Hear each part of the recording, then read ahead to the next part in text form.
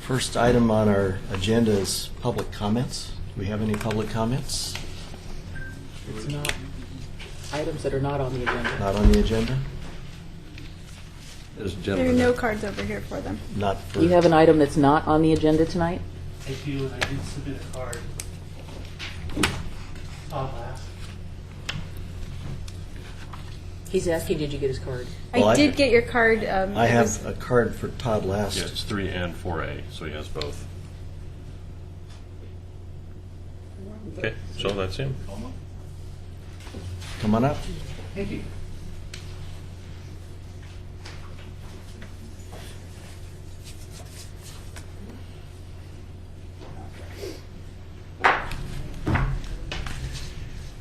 I made copies for you because I know that makes it a lot easier. Thanks. Good evening, everyone. It's a pleasure to be here again. I was doing something a little dangerous. I was reading the Oregon City Comprehensive Plan. Oh, I'm Todd Last, and I'm the co-chair of the Tower Vista Neighborhood Association. And one of the things I read in the comprehensive plan that really kind of disappointed me and surprised me, well, I guess it didn't surprise me too much because I'm over 50 and not too many things surprise me anymore, but it said it was policy 14.3.1, and this was a policy that was adopted by the Planning Commission, and it says, maximize new public facilities and services by encouraging new development within the urban growth boundary at the maximum densities allowed by the comprehensive plan. And this kind of concerned and disappointed me for a couple of reasons. First, obviously, I'm not in agreement with that statement.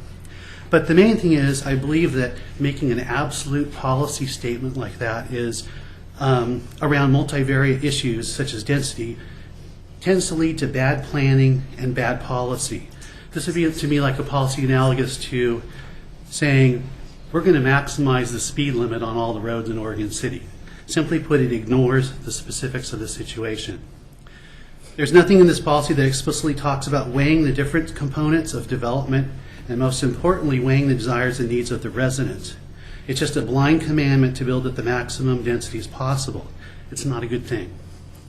Out of curiosity, I shared this policy with the last Tower Vista Association meeting, and as you might expect, no one had heard of the policy.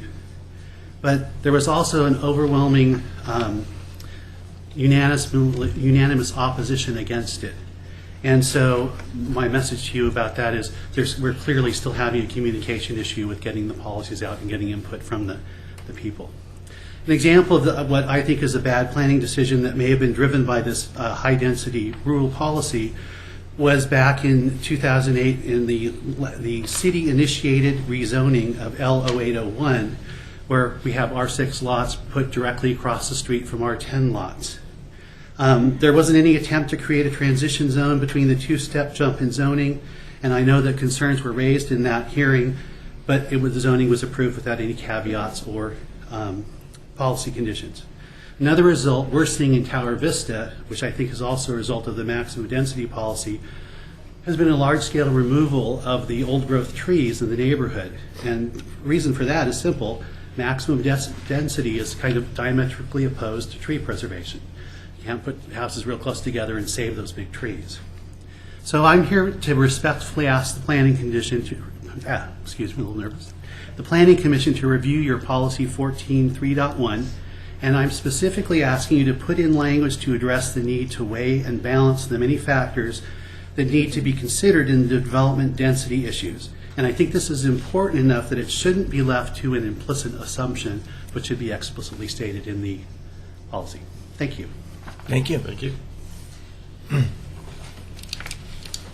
Are there any other comments not on the agenda? Okay. Seeing none, we will proceed with the first item under public hearing, item 4A, PC 13-012, 13370 Pease Road, request for zone change and approval of an 11-lot subdivision, and that includes geologic hazards review, planning files ZC 1, TP 12-04, and US 12-01. Do you want to open the public hearing? You want me to read it? Yeah. Okay, now we will open the record for Oregon City file number PC 13-012, a request Your for... mic is. Oh, sorry. I'll start again.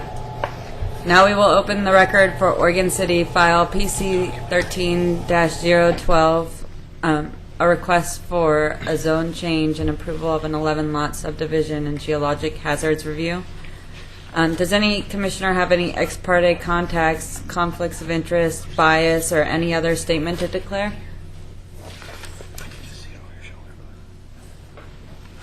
Has any commissioner visited the site?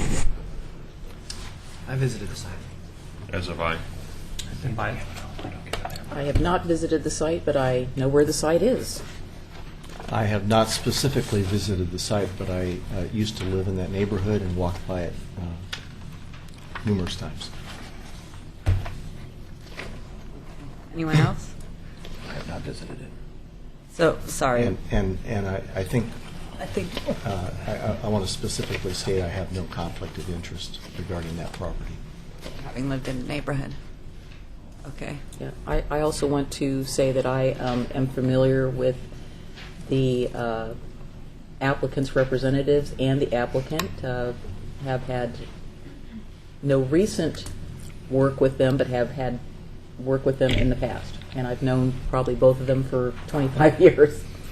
Okay. I echo Denise's comments. I've also known the applicants for quite some time, and I've been by the property. I live in the city, and fairly regular route for walking.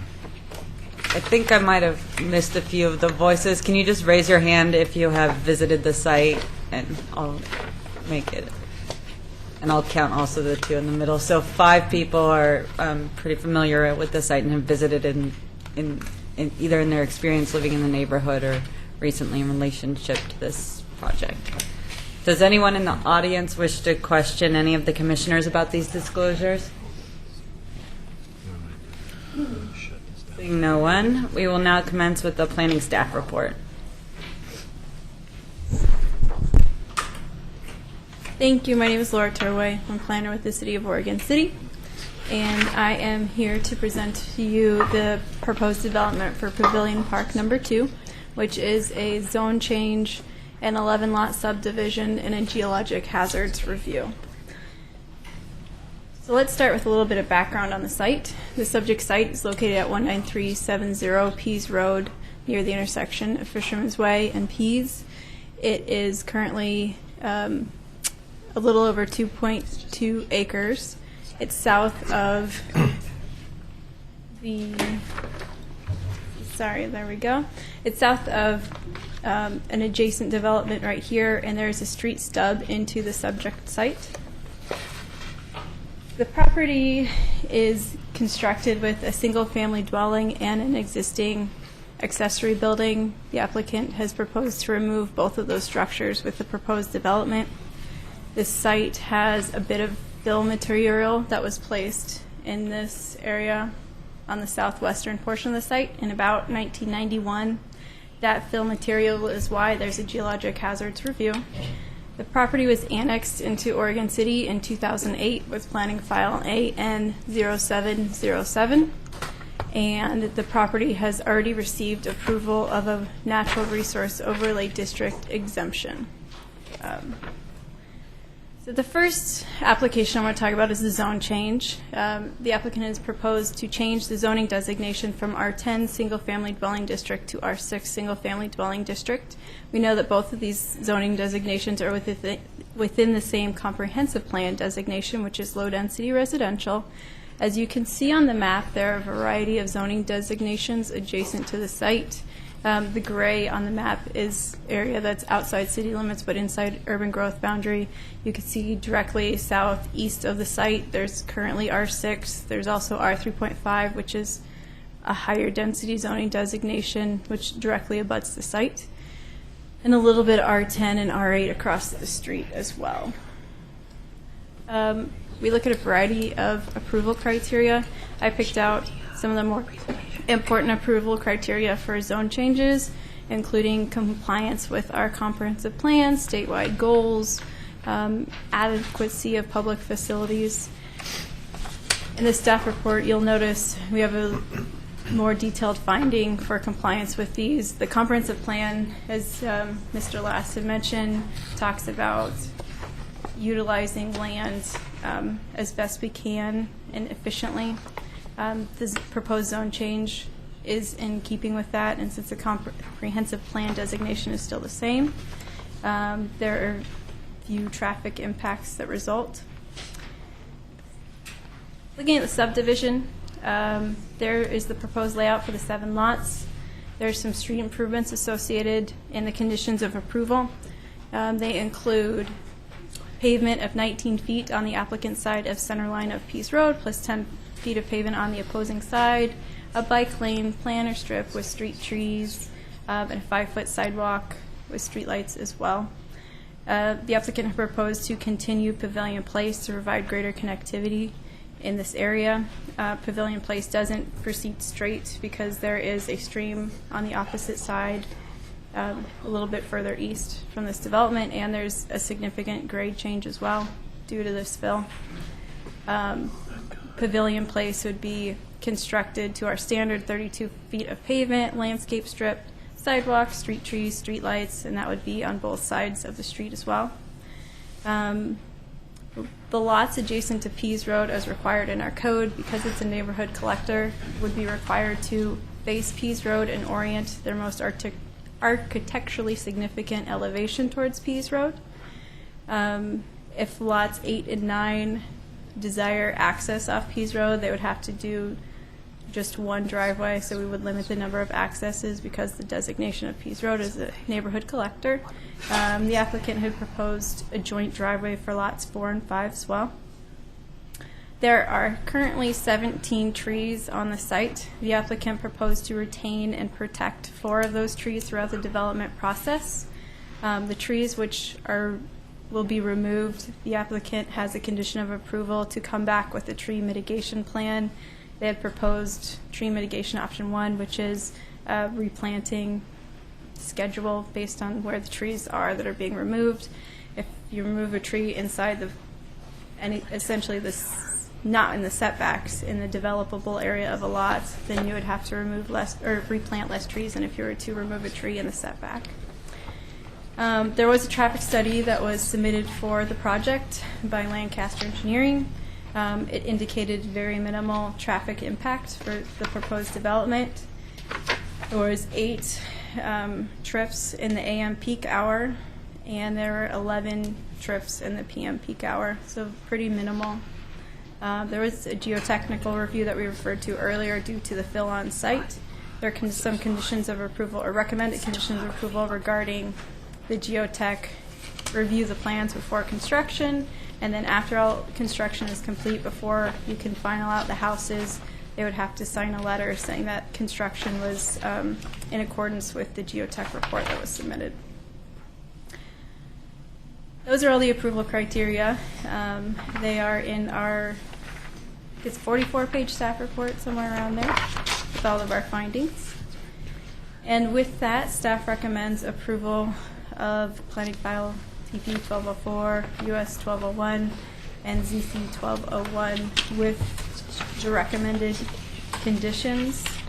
And then we'd also like to submit this PowerPoint presentation into the record. Are there any questions I can answer for you? Oh, yes, of course. All right. Damon? In looking through the pencil drawing, I wasn't able to ascertain what the dashed areas were between lots 6 and 7 and 3 and 4. They look like easements, but I wasn't able to determine what easements those were. They are easements. One is a storm and one is a sewer. Let me see. I have a map. Yep. So this shows the sanitary. Okay, I see the storm. So Yeah. there's some sanitary lines there. And then there's the storm. The storm is going to be rerouted a little bit, so that's why it's a little bit different. These are the existing conditions on site. Okay, thank you. Was there ever a shadow plat for the R10 zoning? For this specific development, Yeah. there was a shadow plat when Pavilion Park Number 1, which was the adjacent property, was developed. So the shadow plat is non-binding, but it's just meant to show that street connectivity. I was wondering if you could go into more detail about the natural resources exemption that you spoke about in the staff report. Go into a little more detail. So at the same time that this application was submitted, there was an application submitted separately for an exemption to our natural resource overlay district. That was reviewed by Pete Walter, and the approvals in your staff report. But essentially, they hired a consultant to go out and look at the conditions on site. In our overlay district, we show continuous stream corridors, and then we show this bubble that is not connected to any other stream corridor on site. It happens to be where the fill was as well.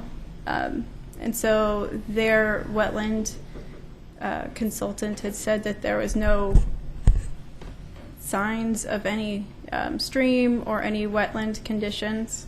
And so we processed that as a natural resource exemption, essentially a mapping area that there is really no feature there to protect. So how do we know it isn't there underneath the fill? I know that they did. The bores? They borings? did look at the geotech report as well.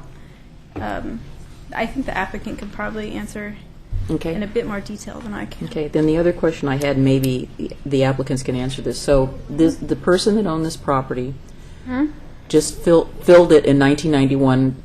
Was it approved? Did the county sign off on it? I have concerns about it. I mean, I read the geotech guy's report, and he was very thorough about saying he couldn't verify that it was engineered fill. So obviously, whoever owned the property just took their backhoe or whatever and just filled it in. And so I guess the question is that if it was a low spot, if you take the train of thought, there might have been some water there, and that's why they filled it in. So I mean, it was suspect to me as to why that fill was there and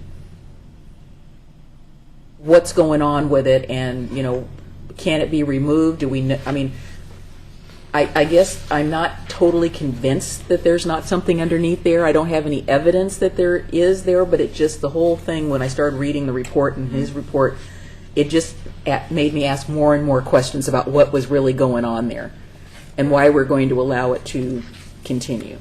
There was no background on the fill in this development application. I know that there was connection between the report, the geotech report, and in the natural resource report that was by their consultant. They cross-referenced each other. So the natural resource overlay district exemption has already been approved. So it's not a part of this. The applicant will probably give you some additional information, but the consultant did walk around looking for conditions of wetlands and streams and didn't find any of those conditions present in order to grant the exemption. Yeah, I understand that it was a separate application, but it still seems like there's connection to this, obviously. Some, and there seems to be. Yeah, I highlighted that. Tom's got my report. It just said the sloped area appears to be. Well, he's not saying that it is, and I guess I wouldn't say that it would be either without some documentation. So I guess it's one of the concerns I have. I was also looking at the existing conditions where it seems the trees are generally localized in one very specific area of the site, so they're not. You can show the Yeah, map. not specific. I would say they're not really, quote unquote, located to allow. They're along. Yeah, I mean, there's that one. This one and this one are kept, but those ones are removal, and then that one's retained as well. Mm-hmm. And what about the ones that are down by the bottom curve of lots 11 and 10? For removal. There's proposed to be removed? So these. So why can't those be maintained? Are they too close? I mean, I don't know what species they are, so we didn't get any information about that. The species is on there, so Yeah, unfortunately, I can't read that. It's really tiny, and I It couldn't is, I I couldn't know. read it on here either. So I'm sorry. Even with my little magnifying glass, I can barely make out one of them says 14, and that's about it. Chapter 1741 is our code that applies to tree protection on site during development review, and that does not provide us the authority to tell them not to cut a tree. It just has authority for mitigation of what to do when a tree is cut.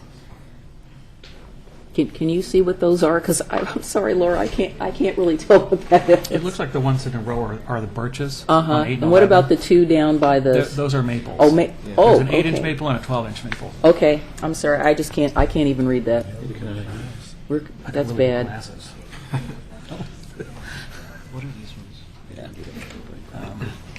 Well, I mean, I can see a couple of the others there. I'm not so sure about those two maples. I think you're just running into a situation there. By the time you put in the sidewalk right there, you're going to be cutting into those roads.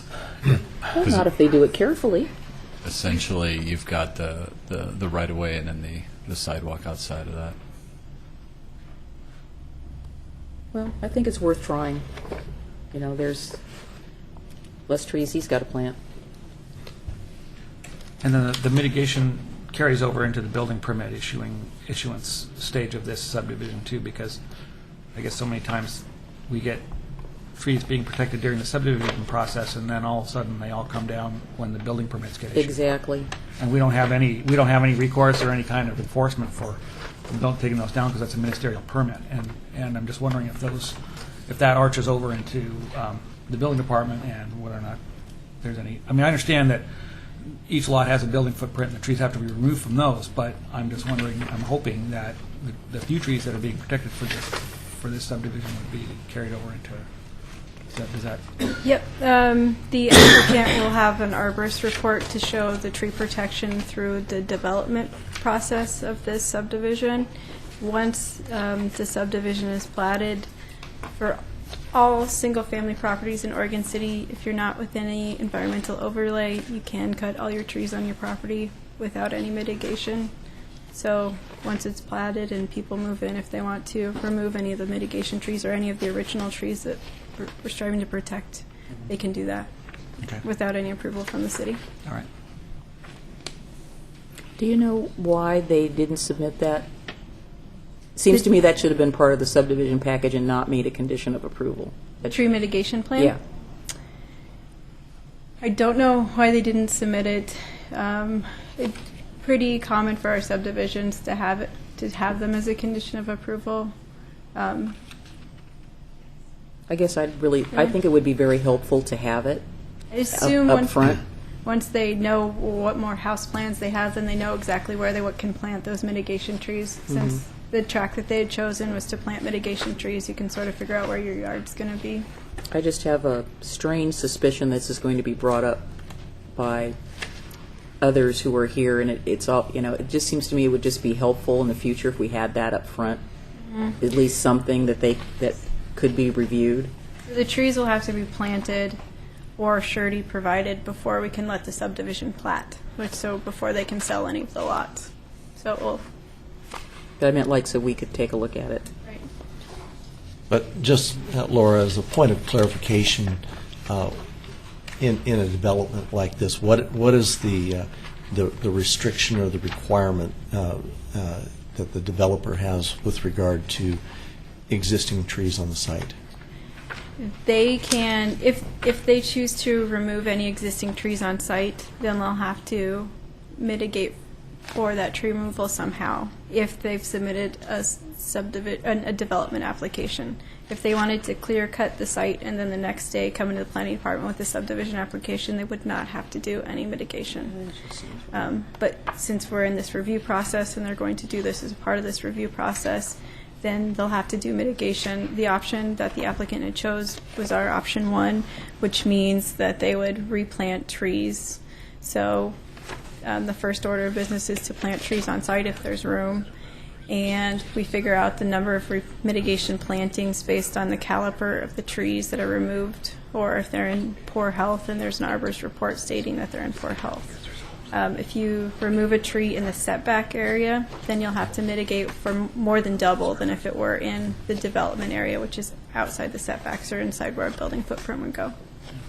So in this case, the developer is not asking for anything as an exception to the planning requirements. It's listed out what's the caliper of the tree you're removing. Here's your mitigation. So it's all very non-discretionary, very clear standards. Okay. Are there any other questions? Is it okay if I ask a question unrelated to trees at this point? Yes. Perfect. Have you guys looked at your metro housing compliance numbers, or do you guys have a handle on how many housing units you're ahead or behind, or? That was part of the 2002-2004 UGB expansion and the concept plans that we're working on in Beaver Creek, South End, as well as Park Place, were to move us toward compliance with both employment lands as well as residential housing. I don't have the specific number with me tonight. I should have emailed you guys earlier. Yeah. Are there any other questions from the commissioners on the staff report? Laura, I am assuming that the property owner and builder, Icon, is going to sell lots with homes specifically. I mean, I'm not imagining that they'll be selling a lot and then let somebody else. I mean, I read the CCNRs and stuff that they're proposing, so I'm just assuming they're going to say, here's a lot and here's this great house that you can have on it, and you have plan 1, 2, 3, or 4, or 5. So the question about the lots 3 and 4, where they're going to have an easement, I'm presuming that that's going to be written into something on the property, and hopefully people will pay attention to that when they buy that lot. It'll be on the plat. We also review that when the house plan comes in on that Because lot. I can just see, I don't like that 8-foot grass creek thing. I'm just going to dig all that, dig all that up. And then it'll be recorded on the title as well. Well, let's assume people will read. I didn't know I had an easement. Are there any other questions on the staff report? Not right now. Okay. Thank you. Tony, do we have any correspondence related to this? I believe you have all of the information that we've received. And Laura, we haven't received anything since the agenda went out last week in terms of written correspondence. We've not received any written comments from the public regarding this. So we can take the applicant's presentation. Yep. 2.2 acres.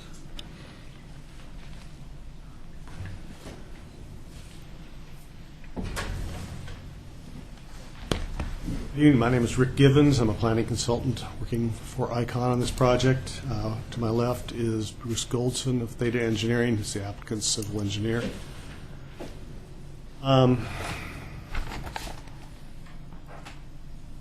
This project has been a piece of property that Icon has owned for quite a while. When they were developing Pavilion Park, they worked with the city and put sewer and water through the property in a location that was consistent with the completion of the proposed shadow plat, in order to service the Pavilion Park development.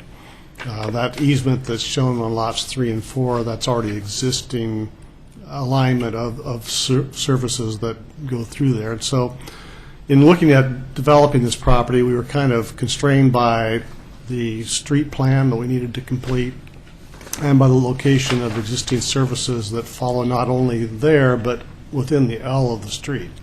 So unlike a blank piece of paper, in this case we had some fairly specific constraints. We were also dealing with a situation where we needed to transition from a fairly high density of development in the Pavilion Park development, where the lots on Pavilion Place that abut this property are 3,500 square foot in size, and that is the street that extends through this project. So the neighborhood that we relate to is the Pavilion Place development, or Pavilion Park 1 development. So when looking at zoning that might be appropriate for this property, we're trying to look at how we might create a neighborhood that made sense in terms of density, but also realizing that we're transitioning to a lower density area further to the south and also across Pease Road. And so the R6 development pattern seemed to fit the best. You get a transition, but obviously if you left it at R10, you'd be going from lots that are 1/3 the size of R10 lots to very large lots that would have to be priced on very large homes and in order to make sense economically. So it just didn't make sense. The R6 development pattern is consistent with what's going on around it to the south and to the east, northeast, and for that reason we proposed the R6 development. This property was annexed to the city, or the process started quite a while ago, and then it got hung up for some procedural problems and was only completed last summer, I believe. As you know, the default zoning that's applied to property when it's annexed to the city is R10, and so the R10 that is here was not something that was looked at in any kind of a coherent kind of analysis. That's just what it defaulted to when it was annexed to the city. So at this point, we're looking at what makes the most sense in terms of the surrounding development pattern and how can we transition in a logical way to match in with what's across the street as well. So R6, we think, is the best development pattern for this property and to accomplish that goal. The development itself is pretty straightforward. Obviously, we had, as I said, a very assigned kind of development pattern, and so we're just kind of filling in the grid. The problem with that, of course, is that you can't very well adapt to existing conditions in terms of trees and those kinds of things when you're doing a fairly dense development and you have no ability to really adjust the streets. For that reason, there would be quite a few trees that are removed in this proposed development. Commissioner McGriff had a specific question about the trees that are along the north side of Pavilion Place and lots 10 and 11. The reason we're proposing to remove those rather than trying to retain them is that they are in the 10-foot utility easement that the city requires, and that's where all of the telephones, power, cable, all those kinds of things go in that strip, and so there's really no way to maintain them. They're going to have to be removed in order to put those utilities in order to service the lots. The reason that we didn't propose the mitigation plan at this time, frankly, a couple of reasons. We aren't going on to be presumptive that you guys are going to approve the R6 zoning, so we're hoping you do, and we think that it makes sense, but spending the money on a detailed mitigation plan when we aren't even 100% sure of the density we're going to get didn't seem like it was a logical thing.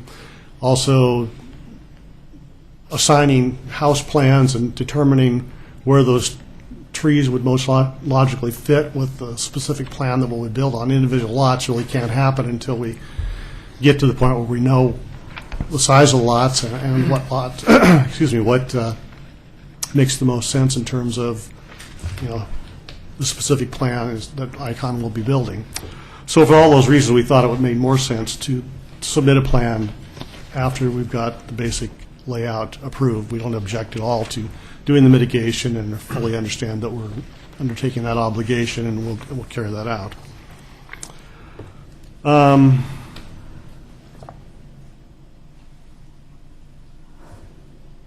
was another question asked regarding the fill history of this property. I did some investigation into that when we first started the project, because we were obviously looking at the site to see it had been filled, and we wanted to find out, well, was it an engineered fill or whatever, what happened.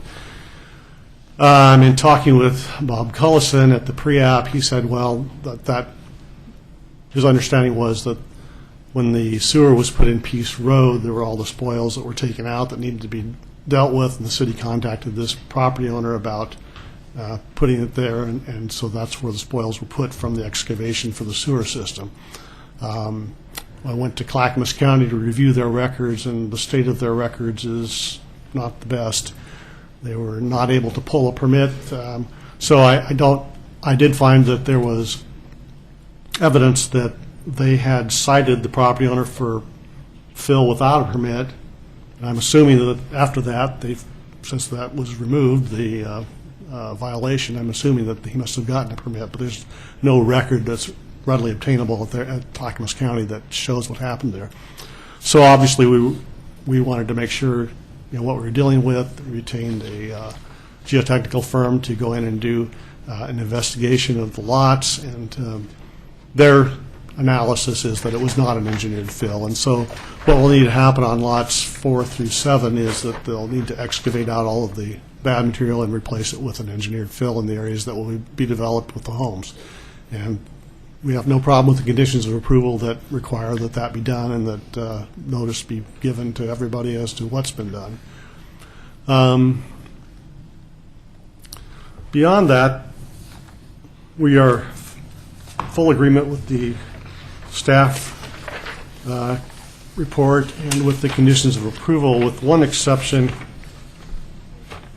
Condition number 13 relates to what happens with the frontage improvements along Peace Road. And as I think you heard when Ms. Durway was giving her presentation, the city, in essence, offset the built alignment of the center line of the road, painted stripe center line, I should say, from where it would match the actual platted center line of the road, and moved it onto this property's side of the road in order to provide parking along the north. And the proposal is that we essentially line up with the curb line in the Pavilion Park development, carry that through, but not have any parking on our side of the road, but carry through the bike lane. Now, we don't have any problem with that proposal as to what's, the bike lane and all of that. The one lot that we think there is a issue with is Lot 9. Lots 7 and 8 would have parking available along Pavilion Place. Lot 9 would not have parking in front of it, except if it's allowed on somewhere in the frontage. And so the area where the offset takes place is really basically in the lot line between lots 8 and 9, roughly southwest. It's in the middle of Lot 8. Is it middle of Lot 8? Okay. Beyond that, the area across the street has not been developed yet. And so we're thinking that there may be a possibility of doing a transition in there back to where the center lines could match with the platted center line as you go further that direction. So we don't expect the Planning Commission to hash this out at this point, but we're just simply saying that if you could add language to Lot 13 such that if we come up with a plan that is acceptable to city engineering, that we could perhaps arrange for there to be 1 or 2 parking spaces on the northeast side of Lot 9 as we accomplish a transition back to the platted center line. Trying to find a laser pointer so you can That'd be really good. you can point to that. So I kind of got it. You're suggesting that condition 13 would be modified from what the planning staff is proposing? Essentially, that this is the default, but if we can propose something that city engineering finds acceptable, they can allow for the latitude to realign the center line back such that we can have at least some parking along a portion of the frontage of Lot 9. That's it. Would that mean that Pease Road would not be straight, that there'd be a... Well, my understanding is that somewhere along there you've got I don't think anywhere except for along this stretch is it striped off-center. Somewhere you've got to have that jog that takes place that gets it back to where the platted center line is. And so if we can do it in a way that makes sense at this location, that would be our preference. I think right now it's a taper. It kind of tapers along. You don't notice it when you're driving down. It just sort of transitions in pretty quick. You're over there several feet from the center line. You don't really notice that it's not a curve or anything like that. Is that because the road is actually off-center from the center line of The the painted right-of-way? center line along the stretch of Peace Road, along the platted subdivision to the northwest, is painted 5 feet south of where it should be. And it was done intentionally in order to provide some parking on that side of the road. We don't have objection to that, but we just don't think we should be penalized by not having any parking for one lot that probably needs some. It's primarily near Lot 7. Yeah. So Lot 8 and 9, where you're asking for on-street parking, you're saying if there's room, you want to provide that condition of approval to allow. I'm not concerned about it for Lot 8, but if we can start the transition somewhere in there such that on the very northeast section of Lot 9, we can get back into the area that it should be with the center line, that would let us have 1 or 2 parking spaces on that side of the lot. Is this one of the smaller lots? Lot 9? Yeah, probably is. you Yeah. know. And if we were going to lose some parking, I might end up moving that line over a little bit further to the southwest. Not yet. The other thing that you need to know is there is a condition suggesting that if we have a driveway for Lot 8, and it has to be combined with 9 on Pease Road, but it's unlikely that Lot 8 will actually have a driveway on Pease Road at all. It'll just be a driveway for 9. It's going to kind of make that lot be quite a bit isolated in terms of its cohabitation with the rest of the subdivision. Well, if you look at the conditions, there's a requirement that we put the front the main access to the house on lots 7 and 8 towards Peace Road as well, and further that direction to the northeast on Peace Road, the houses there all front on to Peace Road, so it's not an isolated situation. Yeah, I mean, if I was going to buy Lot 7, I don't think I'd maybe have my driveway oriented that way, but I don't think I'd want my house oriented towards Pease. Well, I would agree with you, but my understanding is no wiggle room on that. Same with Correct, there's no wiggle room on that one. The Same with city's number- code same with requires 8. that. I don't agree with the provision, but we'd have to change that. So all 3 of those lots, 7, 8, and 9, the front of the dwelling would have to be oriented toward Peace Road. That's what I understand, yes. Okay. We may have the driveways coming in from the side, I would suspect, off of Pavilion, just to have less backing motions out onto the main street. That would certainly seem to me to be the preferable thing, both from my client's standpoint, but also probably from the city's standpoint. Then there's the other thing was there's a discussion about the easements.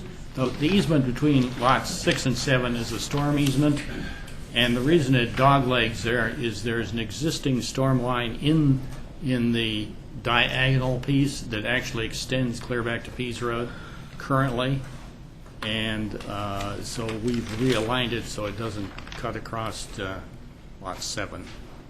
That's the reason for that.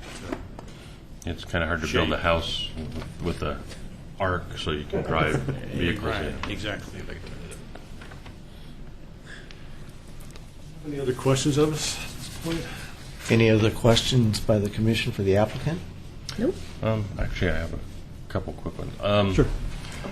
The Pavilion Place, the 3.5 section, that was your development also? My client's development, yeah. Yeah, well- Yeah.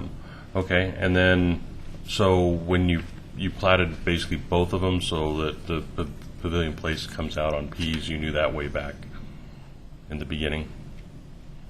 That the road alignment is where it is? Yeah, the city, required a shadow plat at the time that was done, and it showed this, the general alignment in the shadow plat, and we just kept carrying that out.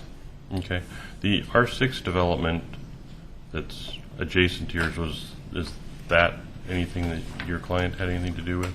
Yes, he developed that as well. That's all part of the Pavilion Place, Pavilion Park 1 development. And then I guess was it a county development initially, or has it always been city? Was developed under the city's zoning. So the city didn't plan on the road in R6 continuing on to Pease then? There's a grade difference there, a significant grade Yeah. difference between the two properties. Properties, yeah. Talking about We've got a lot of areas uphill southwest roads of in this this town. one, It's not a big This deal. part isn't developed. the area to the southwest of this property that you're talking about? Yeah, well, basically, there's the road in the R6 development looks like an F, so the lower crossbar would have joined straight into your Pavilion Place curve. You would have lost 2 lots, but The reason we didn't do that, and the reason it wasn't required, is simply that off-site, that there is the drainage way that comes out of this, the pipe that comes out of our site. So there's an open channel there that is subject to the city's, what's the right word? NROD, yeah, that's the word, excuse me. So it's not going to be possible to develop a lot system, because you're going to get into the area that's protected. So I don't know what will happen there exactly to the area to the southwest, or whether it's possible to get any lots back there, but it would be, I would suspect, at best, a flag lot situation. well, I'm just looking at all the roads that almost but don't quite meet, and all the roads that look like they should join but don't, because there's, the basis of urban planning is a grid development modified for local terrain, and it's like there's a real clear, should be a really clear connection This one for that here. road, but it's not going to happen because the one and only lot developed that looks like there's a house on it in R6 is right where the road would drive through it. So the only place there's a house would have to be torn down. But it just seems, and I'm going to look at Tony while I say this, it just seems like I'd sure like to know what the city's thought process was for not having the road connect through. And you know which one I'm talking about, Anders? Mm-hmm. Yeah. We'd have to go back and look at the specifics, but I do know that on the southwest it drops off very quickly off of that R6 subdivision that's to the south of that one. And then also, if you continue off that R6 piece on Anita Place, essentially to the north and east there, that main street coming through there, I believe, is a neighborhood collector, where we want to take all our locals to the neighborhood collector. It then comes to a 4-way aligned intersection there. As to the specifics of why another road wasn't punched through, I'd have to go back to that staff report for more detail. It's been a while. Yeah, because Pavilion Place is going to punch through, so to Pease. So it just seems strange that you have 2 roads that go whoosh and just miss each other instead of connecting and creating more ways for people to come and go, for fire apparatus to come and go, and that's so you don't have the highbrow that you have in their development. If I could make one point, if you look at where the mouse is here on this vicinity map, Yep. that's roughly where the outfall is from that storm pipe that exists on the property. Mm-hmm. This drainage way kind of goes like this Yeah. and comes on around out to here. So it isn't. It didn't follow a street plan when the stream was developed. So there's really no way to extend that through there and maintain and preserve the habitat value and Yeah. resource value of that area. Yeah, I get it. Well, I guess I don't think your answer doesn't seem to be responding to my question. And I'm not understanding it, And so let's so try I'm going to again. just stand up for the camera. But why doesn't this road punch through to connect Oh, that to the one. curve to go to Pease Road? Okay. If this is your development and this is your development, why did you build the only house in the whole development right there so you can't punch the street through and creating your eyebrow and all that? That's my question to staff, is why they didn't have that plan. I don't know the history of that. I wasn't involved in and that. that's why I'm looking at staff. It was a city project, Yeah, it makes sense. Mhm. You just continue, I get that. So, and I know the R6 is already built. We got to deal with this, but are It's we about supposed to be- connectivity. Yeah, are we supposed to be building grids and connectivity? And if there was already a plan to connect, why didn't we? Yep, there we go. Now I'm staring at you. Wait for your answer. I don't have an answer for you. I would Okay. have to go back and look at the staff report and see what the decision was when that was made. Okay, Yeah. thank you. Yeah, if you fill that in, you can get lots Okay. like that. Are there any other questions for the applicant? I just have one more. Rick, do you know what they plan to do with the existing house and the, is it large shop building? Are they going to be Demolished. deconstructed? Yep, That's what it said. they will be removed. It's a condition. So I'm not asking if they're going to be demolished. I'm asking if they're going to be Oh, you want to know if it was done neatly? Yes. That- Deconstructed is what I'm asking, I because see. I really don't want to find out that these are going to the landfill. We really I can't be have doing that. no knowledge of the plans to do that. I would love to be able to tell you yes or no, but that's not something we've talked about. And Is the property still occupied? yes, there's a renter in it, I believe. Why don't you suggest that to him? I will mention your concern. Maybe I'll make it a condition. I've got a question, Mr. Chairman. On the R6 zone, is that what Mr. Maybe was referring to, is that all built out now? The R6 area, there are a number of homes under construction in there. I don't know how many of them exactly, but I'd say probably 50% of them have houses underway on them or built. Is the lot that would prevent a... Yes, it has a house. It has a house? Yes. That's what he was saying. So, you know, we can't make it a condition that they connect, and I understand Sure, that. we buy it. But it's just... It's seems like- unfortunate. Yeah. Yeah, it's about the right width, too. Mm-hmm. Can we explore opportunities to make connections to the west? What do you guys? Well, like I said, we looked at that issue, and it really doesn't make any sense to run a 53-foot wide public right-of-way in there when you've got stream corridors that are going to interfere with it. I guess that's true. Okay. All righty. Okay. Thank you. Thank you very Before much. we continue on, I just want to read through the hearing process that was omitted inadvertently at the beginning, and the applicant can stay here just in case you want to make further comment. So 2 public hearings on land use applications are scheduled this evening. A staff report has been prepared for each application, has been made available to the public 7 days before the public hearing. The staff report identifies the approval criteria that apply to each applicant's proposal. Staff has analyzed the criteria which are contained in the staff report. The quasi-judicial hearing procedure that the Commission will follow is set out in state law and the Oregon City Municipal Code. The hearing procedure steps are shown on the chart over here, and anyone wishing to speak should fill out a speaker's card and give it to the planning staff before the hearing. Speakers will proceed in the order in which their card is received. You should fill out your address on the card so the city will notify you of its final decision. For the public record, please begin all testimony stating your name. Testimony and evidence should be directed toward the applicable approval criteria. If you believe other criteria apply, in addition to those addressed in the staff report, identify and discuss those criteria and explain how and why you believe they apply to the application under consideration. A person may submit any written material while the public record is open on each application. Any written materials received by the staff during the time period in which the record is open will be placed in the record. Written materials submitted during the public hearing must be presented to the city staff in order to become part of the record. If a person intends for PowerPoint presentations, oversized poster boards, reports, pictures, or other exhibits used in their oral testimony to be placed in the record, copies must be submitted to the city staff while the record is open. If they are not given to staff, they will not be included in the record. Any person wishing a continuance to present additional evidence and testimony or to keep the record open to respond to new evidence must make that request before the public testimony portion of the hearing is closed.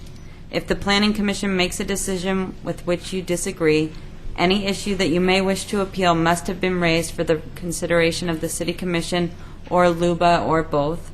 Without raising the issue on the record with sufficient specificity and accompanied by statements or evidence that the city and all parties can respond, the issue will not be deemed appealable to the State Land Use Board of Appeals. In addition, the failure of an applicant to raise constitutional or other issues relating to proposed conditions of approval must with sufficient specificity to allow the local government or its designee to respond to the issue, precludes an action for damages in circuit court. Thank you.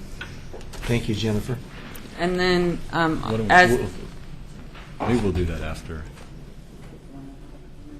Yeah, I mean, I guess I'd like to hear the commission in concerning the request about the realignment of the center line to allow on-street parking in front of Lot 9, should the city engineer approve such a design. If that's something that the commission's interested in, we've crafted language. And so we could either read it in now and you can discuss it, or you could take more public testimony and we could deal with it afterwards. I'd love, does anybody draw? I'd love to see what a sketch of that might look like. And I'm rather wait for public testimony before.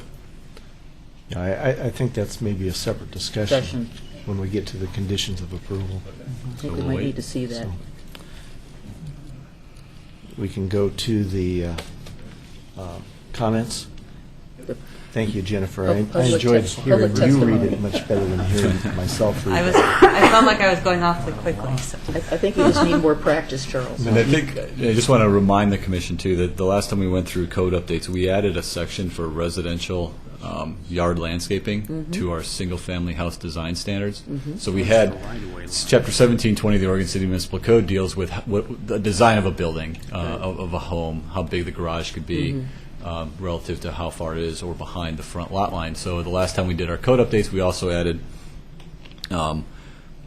residential lot landscaping, and in the R10, R8, and R6 zone, that it does include placement of trees within the front yard setback. So that would be another spot when they come in for the building permit, that landscaping is included on that building permit application that we review once the plat is approved and those lots are ready for construction. And then I just wanted to clarify in terms of our 1741, which deals with tree preservation, protection, and mitigation. Under option 1 for mitigation, when you have retention and removal of a tree that is subject to the mitigation replanting requirements in this chapter, all replanted and saved trees are protected by a permanent restrictive covenant or easement approved in the form by the city. So, as you may recall, we've had several discussions about a citywide tree ordinance, and we were running into, you would approve a subdivision. Once the lot's sold, it essentially falls under our existing code, which was silent. We don't regulate trees on private property. So this was a way to try and address that, was through a covenant and an easement system for those trees that are protected or replanted on a property. So what you started off with was more about landscaping with trees, not driveways. Right, yeah. So I was just pointing out that, just reminding the commission of what we've implemented in terms of tree planting as well as tree mitigation in the last round of code updates that we did, since there's quite a bit of discussion about tree removal, tree preservation, tree planting so far tonight. So just point of clarification, if the applicant plants trees as part of a mitigation effort, those trees are protected in the ongoing development? Through a covenant or an easement, correct. Yes, okay. And I'll admit I'm kind of new at this. I'm on my fourth meeting, but I keep wondering why there wasn't more questions. Pease is a road, a collector road, right? So to speak. Why isn't there more attention or questions about being a driveway and a garage there? Because parking on a main street like that, it seemed to me would be a block going through there. Why isn't there? I've seen several homes where it's right on the side or something. Why aren't there questions about that? I don't understand. Or am I missing something? Parking cars on a main thoroughfare or collector road seems to me a danger on that road rather than having a driveway on each of these lots and a garage.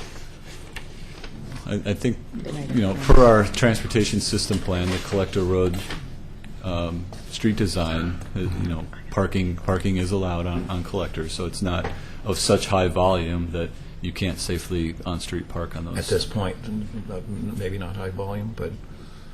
Collector is designed with speeds that are appropriate for on-street parking. So I guess what I'm asking, though, is, Tony, wouldn't a garage or a driveway have better impact for the future of having those homes built now with driveways and garages to help? They will. Okay. They'll have both, essentially. The request here is Lot 9 will have a driveway and a garage off of Pease. I didn't The understand. request tonight is to include, if it's feasible and safe, to move the center line that's off-center further down so that we could accommodate on-street parking on the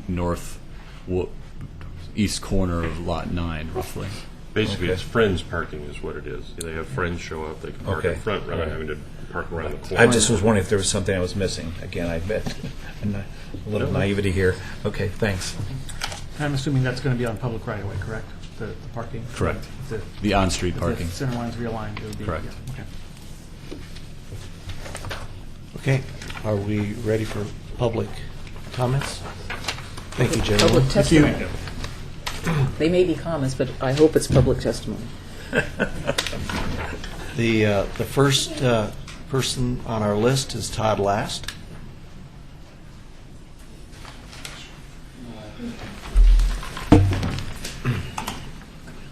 I do have copies for you.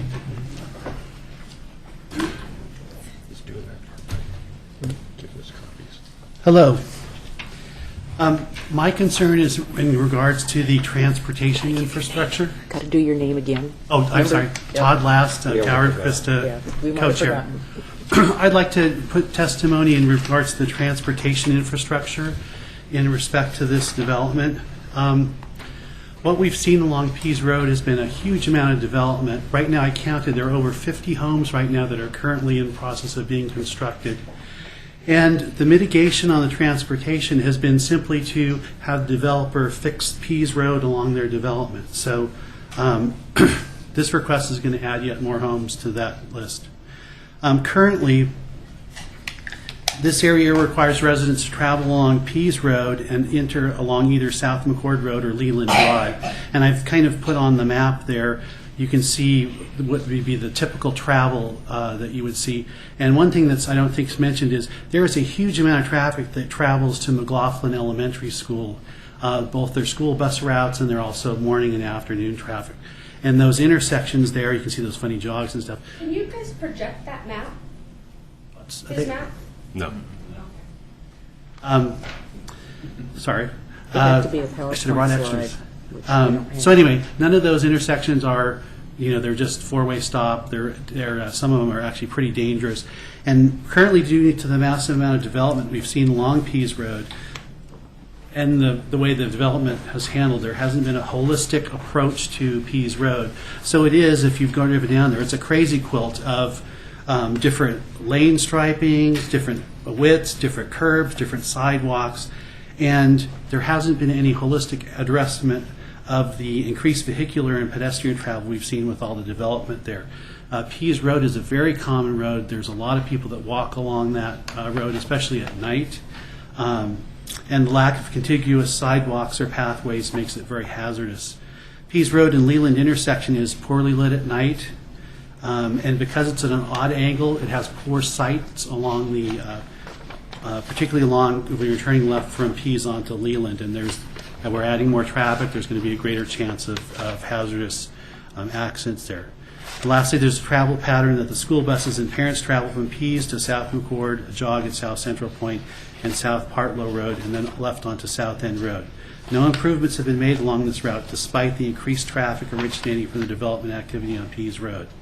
And I acknowledge that developers have been making improvements along Pease Road along the length of their developments, but the city, since I've been there in 2007, hasn't done anything to address the increased traffic along the pathways commonly traveled by the residents who've moved into these developments. And for this reason, I have concerns about the transportation infrastructure that is be challenged to currently and safely handle the increased traffic we're seeing. And as you know, if you've looked at the comprehensive plan and the postcard that went out with the changes, you'll see that the Tower Vista area, they're saying 1,000 homes in that area in the next 10 years, at more than South End. So we're putting a huge amount of development, and there's not, there doesn't seem to be any comprehensive look at the bigger picture of things. So thank you for my testimony. Thank you. Thank you. Don't Thank you go for the yet. map. I have a question. Thank you for the map, by the way. Sure. Very good. I know it's always helpful to have to picture where it is. You have questions? I do. I appreciate what you have put together here, but my question for you, Todd, is how does what you are pointing out pertain to this particular subdivision, and what criteria? I'm going through my staff report really quickly, trying to see where what you're talking about applies to the specific criteria. Well, specifically what I would address is the additional traffic that this is going to add on to Pease Road, and also if we're having driveways that are going out onto Pease Road, what we're seeing is an increase in travel speed down there, and it's going to increase the level of hazards. And I also think that changing the alignment in the street with the striping, it's already challenging now because we have one section that's right near there where they've striped it with a bike lane, and we have like this huge, the street's huge, it's wide, but then all the cars are like squished over on one side of the road. And so it's, if you're not familiar with the road, it's, I can see where people can drive all over. I drive slow on it. Yeah. So you're... So I would say I'd be concerned about having the driveways go out to Pease Road, and also the increased traffic that these Okay, 11 so houses let me would ask be you in on. a different way. So Sure. specifically, what criteria are you saying isn't being met with regard to this particular application? So I'm looking at the staff report, and I would say that I do believe that the city is making the necessary accommodation on Pease Road to handle the additional traffic generated. okay, so you're saying that you don't feel that the public facilities and services are adequate? Yes. I have a I question. guess that's how I would say it. Yes. Sure. With all due respect, sir, are you suggesting that we deny this application? No, I'm suggesting that we make better plans on the roadways for Pease Road. And whether that means moving the driveways. I can understand the zoning rule about having the houses face the road. I don't think in Pease Road that's necessarily really, I don't think in all situations that is a good one-rule-fits-all situations. Now, I appreciate the comments you're making and understand your concern. And I would respectfully invite you to make these same comments to the Traffic Advisory Board that's looking at overall problems such as you suggest. I really would, sincerely. And I have been putting comments on their traffic site on the web. So I I have want to see you in person. Okay. I want to see eyeball to eyeball. I'll be happy to It really attend. is, it's effective. And we appreciate your taking time out of your schedule, really. Thank you very much. You betcha. Okay. Any other questions? Very good. The next person giving testimony is William Gifford.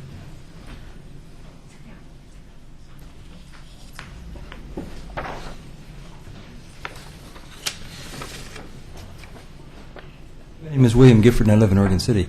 And this may be a little out of order, but it's just a point of clarification because some of the previous testimony used a phrase that I hadn't heard before, and I just need an explanation so that I can better understand. What is a shadow plat? So when a subdivision application is submitted, if there's vacant property around the lot where the subdivision's being proposed, we ask that they do a shadow plat of the adjoining properties to look at pedestrian vehicular connectivity. It's non-binding, but it's to look at, to make sure you don't miss opportunities for street connections in the future. Exactly tell me what a shadow plat is. Is this like this sort of a projected what-if type Yes. of a thing? Yeah. Just kind of sketching in some possibilities that could be. Like a shadow. To take our... No, a shadow is often a reflection of reality. Well, it's probably easy. another way to label it would be it's a theoretical master plan. Okay. It's not legally binding, but it's a potential way that area could be developed. Fine. I just hadn't heard that term before, and I've been looking all over on Google, and Google doesn't know what it is either. What, something Google doesn't know? Can you imagine? No know, kidding. isn't that- We'll Did you correct try that, Wik- William. Did you try Wikipedia? Thanks for, yeah, I did. Yeah. Question for Tony. Thank you. Tony, is that the shadow plat concept? Is that something new before all those other ones went in, so they could have looked at this? Yeah, I'd have to look and see when we added the shadow been- plat to the code. It's been it's a been couple, it's been a recent. couple of years, Yeah. but So that would have it resolved didn't what you were exist asking prior. about But the it, roads. Yeah. but it wasn't around when Yeah. that Okay, that's what I was wondering. project came And I'm up. glad that William asked that because I had the same question. I'd never heard that. The next person giving testimony is Nicole Last.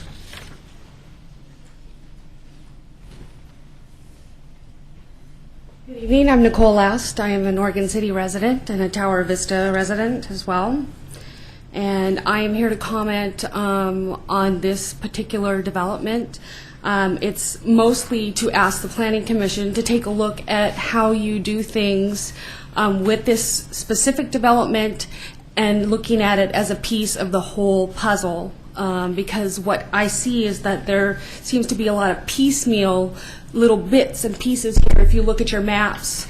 And if I look, I'd also ask the Planning Commission or the Planning Department to please have an accurate, updated map on their website, because the maps that are currently up there don't have the proper R ratings and stuff. Maybe you do on this, but you don't access for the public, and we've requested copies and not received them. And I think the public, some of the maps that are there are several years old, 4 or 5 years old, so I think the public should have access to current updated maps. But what I'm here to state is that I'm concerned specifically with this, that there's a consideration of moving the entire line of a road for one house. That's the problem. It's been a problem all along Pease Road for years. And I'm asking you to stop now, stop the insanity, and stop and take a look at planning a long-term plan for the neighborhood and for the people of Oregon City. And I'm asking you to stop it at this point and take a look at the long term. I understand this is one thing at a time, but if you piecemeal everything out, you lose sight of the entire picture. And that's what I keep on seeing with this planning department here, not trying to cause a lot of problems, but that's what we seem to be seeing when we're looking at what's going on once we've moved into this neighborhood. The other thing is I do have concerns for safety, road access safety, safety for my child. Pease Road's very dark. It's a jagged line, and now you're talking about potentially moving the line again. Right there at 9 and 8 and 7, it starts to go downhill. And it is a busy road. So as my husband said, you guys have 50 houses in a development that are all going to artery onto Pease Road. You have another 1,000 that are planned plus that are going to be going onto Pease Road in the next 10 years. There's no planning for public access for public buses or anything, and you're talking about now like, well, let's just put a parking spot there for this car, but nobody's thinking about long-term looking. If you're actually planning long-term for 1,500 houses in the next 10 years or 15 years, stop now with the little bits by bits and start looking at it at a more holistic level. And then the last thing I wanted to say is that there's 2 more things. I'm not sure that adequate resources are being, analysis is being done. I am not a technical person, so I can't review all of the staff technical things, and I don't have the resources to tell you what the geological report was or what the water report was. But what I can tell you is that we have very low water pressure. I'm not convinced that the city is doing enough to evaluate the entire resources for the Tower Vista area, and I'm asking you to do further resource investigation before you continue on with these large developments.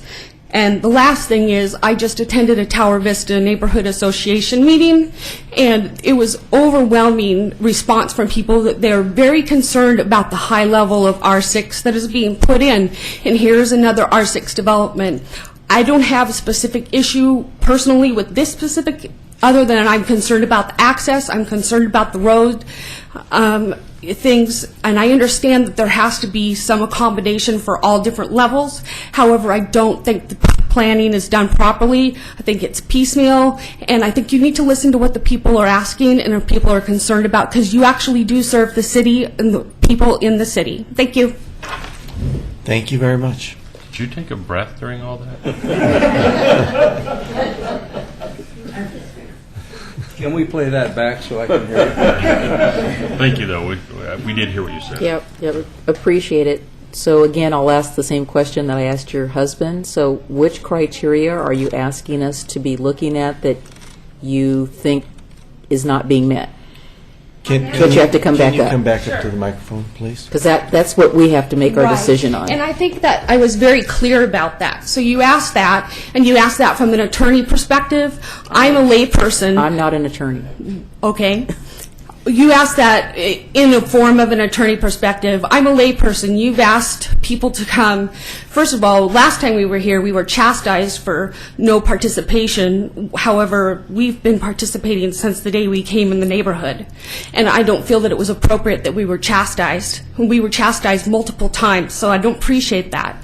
But what I will say is that I'm asked specifically to this development. I am saying that I am telling you that you are looking at modifying the street of Pease Road.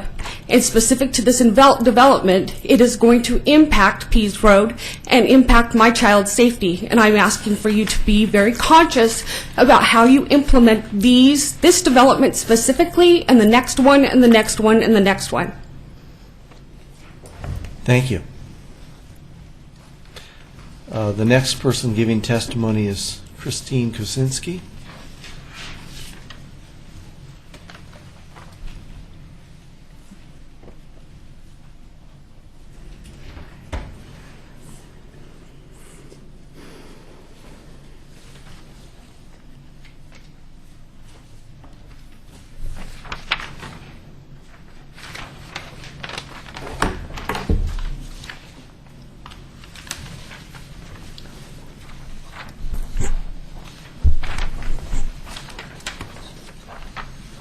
I don't know if I can follow that last act. Just be yourself. I have a question before I start. As soon as you identify yourself, we'll answer. Christine Kaczynski, unincorporated Clackamas County. I want to know who did the geotech report, and will it be online? It's currently available on our city website. Is it? Mhm.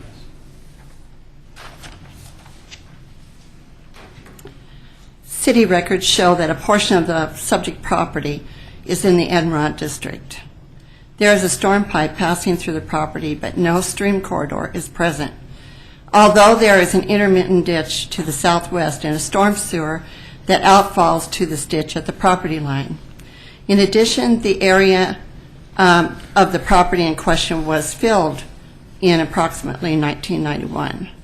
Was the property legally or illegally filled? Prior to 1991, it was in the natural resource area, but since it's been filled, are you saying now it is not?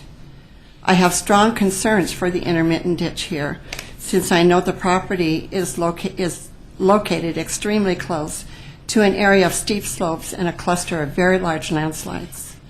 In fact, 19370 Pease Road sits only 1/4 of a mile from a deep, complex landslide that measures almost a mile in length and by half a mile in width. The drainage and stormwater retention in this entire development area will be of the utmost importance. I ask that you consider the present drainage in the neighborhood. How will excavation and the placement of underground utilities affect this area? Where will waters be diverted from irrigation by the many homeowners living here? If a large amount of drainage from irrigation, stormwater, and rainwater are allowed to flow into this valley of large slides, then you will only be feeding the slides, allowing them to reactivate once again. Oregon City has continued to develop heavily in the Central Point, McCord, Hazeldale areas. When you consider the water and the drainage patterns coming from all these new homes, I wonder if you have considered the huge threat these landslides could pose for the city if they reactivate again.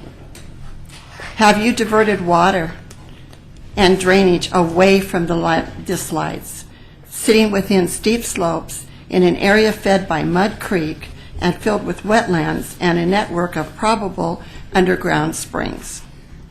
This property is located at 19370 Pease Road and is in an area where the Oregon City geologic hazards prevail. I cannot emphasize more strongly that the Planning Commission act to require that the Oregon City Geologic Hazards entire Chapter 17.44 applies to this land use application.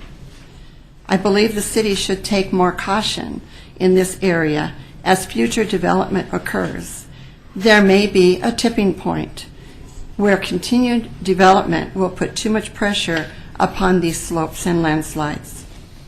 It is interesting to note that when studying the Dogami LiDAR maps for this particular area, I was rather shocked to see some homes off of Schaefer Drive in the Royal Avenue area actually sitting within the toe of a huge landslide that measures 3/4 of a mile long and 1/3 of a mile wide.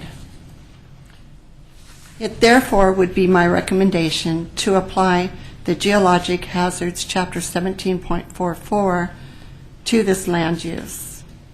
Furthermore, I would recommend that the NROD designation for this property not be removed due to the intermittent ditch, which may point to underground water conditions. I'm also concerned that this lot has been partially filled. Certainly this is not a good idea anywhere, but in this more fragile location, it could pose drainage or water issues. Lastly, I want you to know that Dogami will be releasing their new susceptibility landslide maps this coming May. These maps will show lands that may be prone to failure in the future. It may be prudent for the city to study these maps as soon as they are available, since the city may want to adopt these into their geologic hazard regulations. Thank you. Thank you. A couple questions. First, what is Dogami? Dogami is the Department of Geology and Mineral Industries. Oregon. Oregon State. Oregon Geology and Mineral Industries. Yeah, well, it's acronym and not everybody knows it. Right. Secondly, I guess it's a comment. On the Exhibit 2 applicant submittal, page 30 starts the geotech report. So that's been online for over a week, so. Sorry, I didn't read it. No, it's all the way down to page 30, so. Okay. But that's where it starts, from Geo-Pacific Engineering, so. And, Okay, thank And that you. study was done by a licensed geologist, correct? Yes, For and this. it was reviewed by an engineer at the city as well. Okay. Just wanted to. Just wanted to let you know that it was there. It might be good for all of you to look at the landslides on the LiDAR maps. They're huge. And I think you're looking for trouble pretty soon. Thank you. Do we have those? The Dogami maps? I don't think it was part of the record. Laura, was the Dogami map in the record? I mean, But do we have them at the city? Oh, yes, we've adopted them into our code. That's what drives Chapter 1744. That's what I Which is thought. what was applied to this application. I'd like to see that. Tony, Thank are you sorry? Tony, are you saying that I know that Christina's pointed those out. I know we did that landslide earthquake preparedness here in the city. So you're saying that again, I didn't see 30 either. That these are not in the area that Christine's commenting about, where there's a major landslide area. What I'm saying is we adopted the Dogami map into our 1744 unstable slopes, and we applied Chapter 1744 to this application. So those standards were reviewed, and as So it's a part series this of standards. application- Correct. Okay. Yeah, that's based off of the Dogami map that we use in our GIS Does that? overlay I kept districts. wondering if that was, as I read this, I was wondering if that was a conflict of what Christina's saying about that these sit in that area, but you say it's been applied, and I was just wondering if there was some kind of conflict there with. I'd have to look at the map with Ms. Kaczynski and see exactly where she's pointing. I mean, depending on where you go in the city, Yeah. there's different slopes, different hazards. Right. So it could be in proximity, but it's not directly on the site. She was pointing to a specific street address, 19370 Peace Road, and that's what made me start wondering. That Okay. is this property. That is that property right Yeah, there. that is the property that's the subject of this application. And she says it's in an area where the Oregon City Geologic Hazards Chapter 17.44 applicable. should prevail in their entirety. But you're saying they have been applied, and Christine, you're saying that they're. I need to read the report.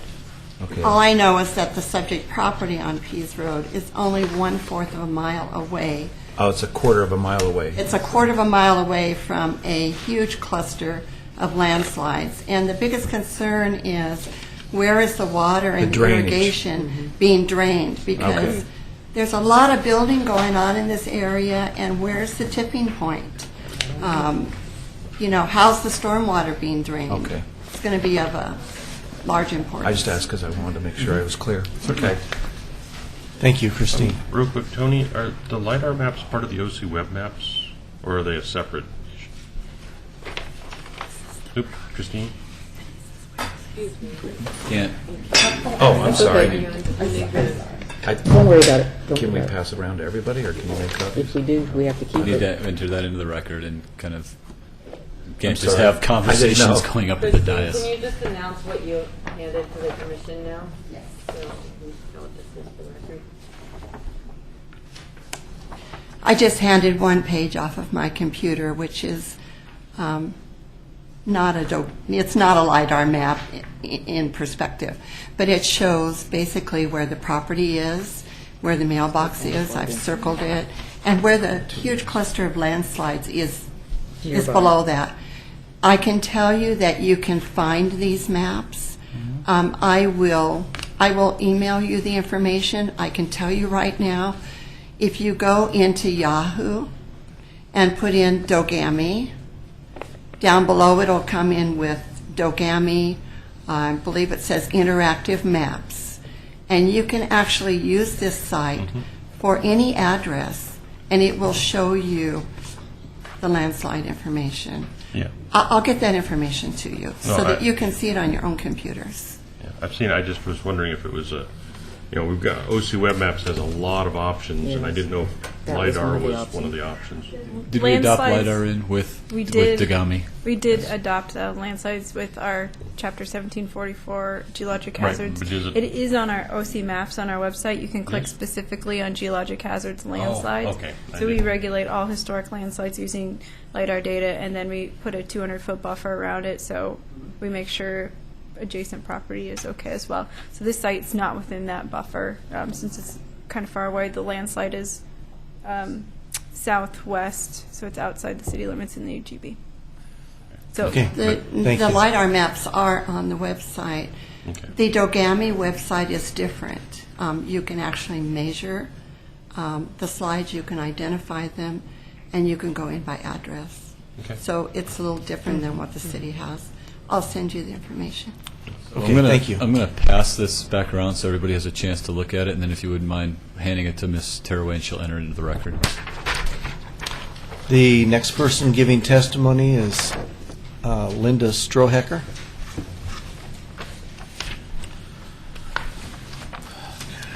Hello, I'm Linda Strohecker, and I live at 19400 Pease Road, and I may be able to answer the mystery of where all the water's going to from the building. Sounds like your basement. The sewage went there. The land that's looked at to be developed is landfill. The prior owner still lives very nearby, and he has told us that he filled it illegally with any kind of land that he could get, that people came in and gave him landfill. He has told me that he put washers, dryers, anything there.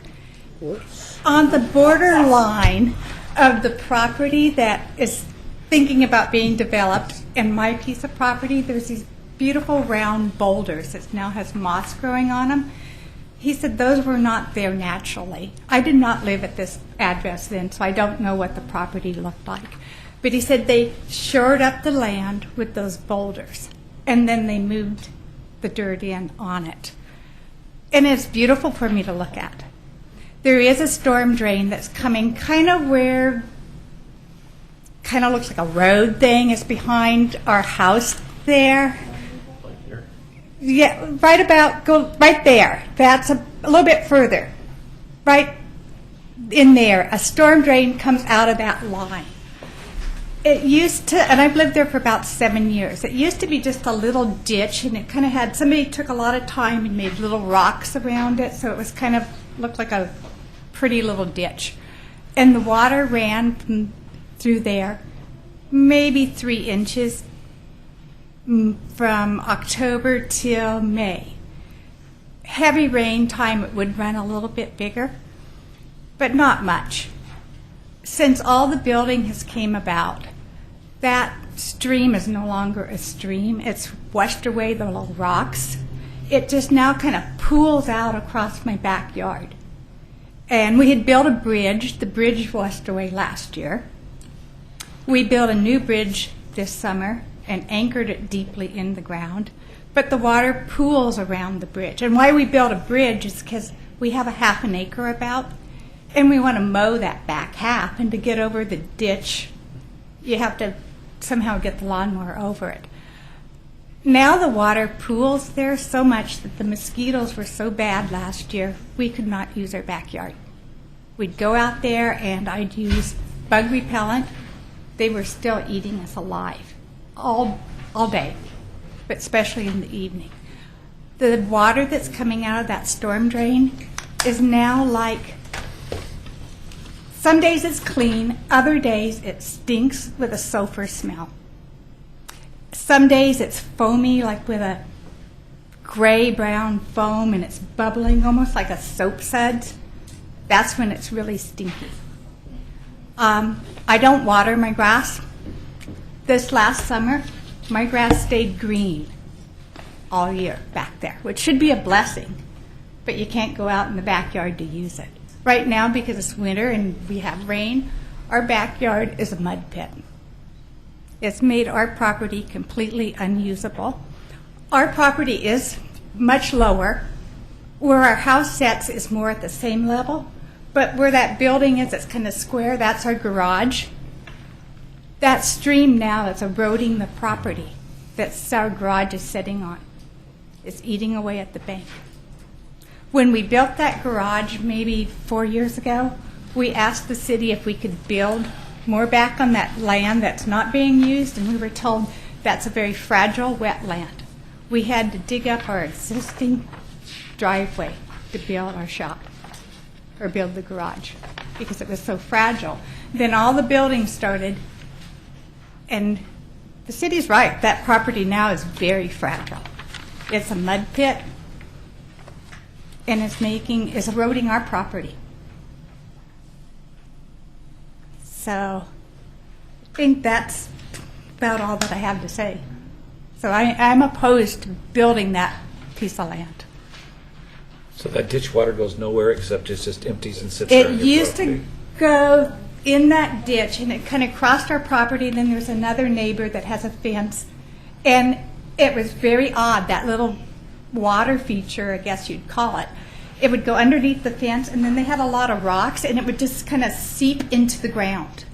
And it didn't go across, you didn't see it. It kind of went back underground, and then it resurfaced. It resurfaces maybe where that eyebrow road is. It resurfaces over there, and those people have a nice little bridge going across the stream, because by then that little stream is no longer a ditch. It's picked up in this more of a small stream. I don't know what the difference between streams and ditches are, though. But I know it's really grown since the developments have started. I asked for clarification. Is this all your property here? Is this Yes. this area you're saying you can't use?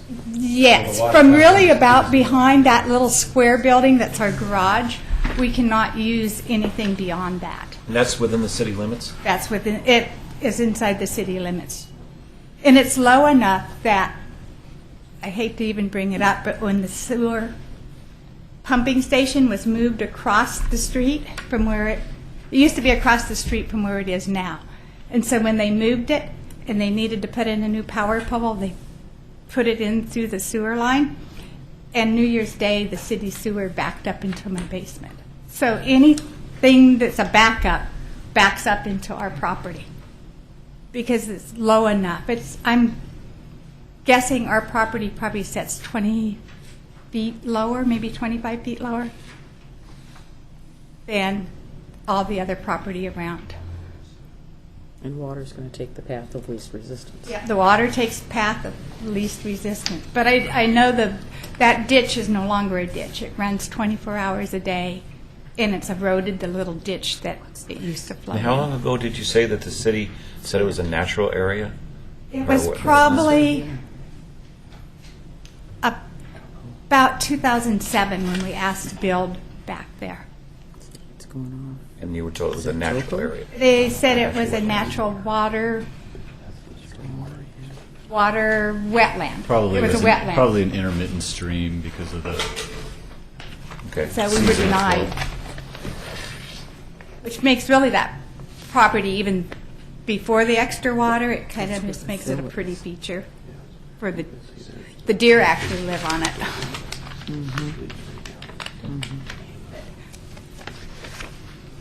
Okay, thank you. Thank you.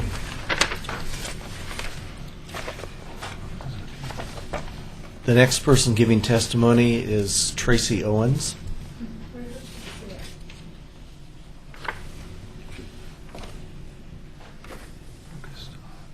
Hi, I'm Tracy Owens, and I live at 19395, so I am directly across from the property. I am never been to a city council meeting, so forgive me. I have been here since before the property was sold, and as Linda had said, the prior owner did say he filled it with many miscellaneous items. I'll just say it at that. So I don't understand how a geographical survey was done and it's all A-okay to build on. So that was interesting to me. Second of all, where the road comes out onto Pease Road is my driveway. I have been here 9 years, and I used to be able to feed deer in my front lawn. Could you point? Is the mouse there somewhere you could point to that? I am, you can't see me. I'm right here. Okay. That's my house. Okay. So directly across. Directly. Okay. The traffic is insane. There is a hill, and it comes down, and it starts right about, well, it starts right after Hampton Drive, and it goes down. And the traffic that comes down there gains at least 10 miles an hour. So this is supposed to be a residential, small, as you said, what kind of road? Collector. Collector road, which it was not when I moved here. I would have not moved there. There is no traffic police or traffic awareness as to the speed limits on this road. If you are going to take all the other houses in that area beyond the R8 and R10 are all above R8, as that was a city ordinance when those were built. They had to be R8 or larger. So just this little area has the smaller lots. So if you take an R10 and make it an R6, that adds 3 more homes. 3 is 3, but you got 94 there, 105 there, and they're all coming onto my road, where my 4-year-old is learning to drive, or learning to ride a bike, and has to be aware of the drivers that are there. I live on a hill, so the only place for him to ride is on the sidewalk. I am tired of the traffic, and I am tired that Icon gets to keep adding, and I am saying Icon because it's all their property. I watch it every day. I don't understand how a 25-mile-an-hour zone with this much traffic being added is not the priority. Where are the speed bumps? 25 miles an hour requires speed bumps, especially coming down a hill. So my concern is, A, where that road is coming out at my driveway. How much fun is it going to be for me to back out of my driveway with the road and this road? And the speed limits. There needs to be something done to address all of the cars that are being added to this roadway. And it's not by making it 35 feet wide. It doesn't need to be. It needs to be a road with sidewalks.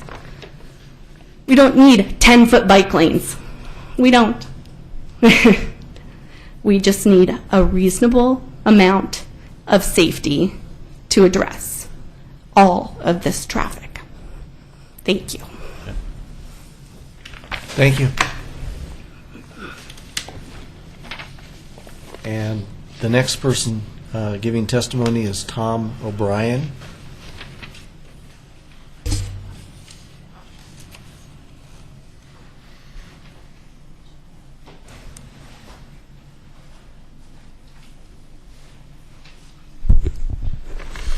My name is Tom O'Brien.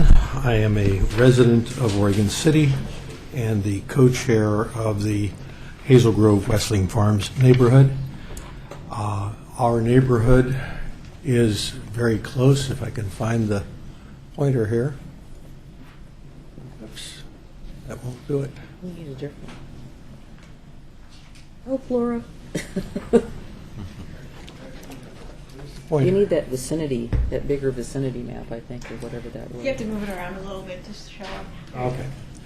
Our neighborhood comes up to this corner. Comments that I want to make are to ask you to deny this applicant's request. And the rationale that I will provide for you has to do with the fact that back in 2004, 9 years ago, the city spent a very large sum of money, quite a few hours of our planning department's time, to develop a comprehensive plan. It took a little better than a year to develop it. And I was following that procedure as it moved along, and up to its final approval by the City Commission. And these properties that we're talking about were on that plan designated for what the city envisioned this area of the city should be. That is R10 community. We have deviated in the last few years from that plan. We are now downgrading, and as Mr. Gibbons stated, it doesn't make sense to him for it to remain an R10. Well, I haven't seen anything, for the most part, very few exceptions, that this particular developer has found to make sense to remain R10. So I kind of take issue with that particular approach to things. I don't think it's a viable decision-making approach. We have something, and I would invite you all to come and participate this coming Thursday evening. One of you at least is involved in it. We have the South End Concept Plan being developed. 7 o'clock Thursday night, McLaughlin Grade School. It's actually Wednesday. Wednesday. Wednesday. The 22nd. Pardon me. It's- You're right. yeah. Wednesday. And it's important to develop in an appropriate fashion. I'm very much involved in that and very supportive of doing it if it is done right. But if you're not going to take into account those plans which you have put together as a city for your growth and appropriate design measures to move the city forward to answer Metro's needs, you're going to have a real large number of people in the city who are going to be opposed to such things as the South End Development Plan. We've seen it with Beaver Creek. We've seen it with Park Place.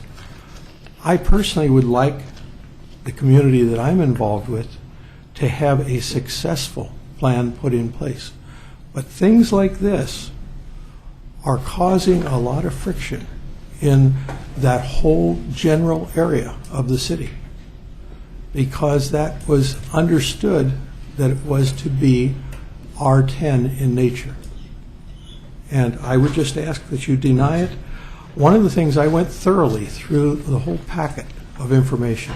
And one of the things which was not in there, which has been mentioned several times this evening, is that shadow map if we look at what they've been providing to you, it seems to me, again, I have to get the mouse working, it seems to me that this area in here, even though it is not part of the city, should have had a shadow map provided along with this application. It would sensibly be a good thing to continue Pavilion, and this is something Commissioner Mabey brought up early on. A grid pattern would dictate that this Pavilion Place roadway come through and then jog, if this is not a willing seller here. Because I think we can look at this whole area here and the way the alignment of the streets is, that it may be the intent of this developer to later on continue with our 3.5 developments, continuing those particular streets down into what is area within the urban growth boundary, but not currently within the city limits. I think it's pretty obvious what's going on here, and it does affect what's going on in that neighborhood. So I would just ask you to deny the applicant.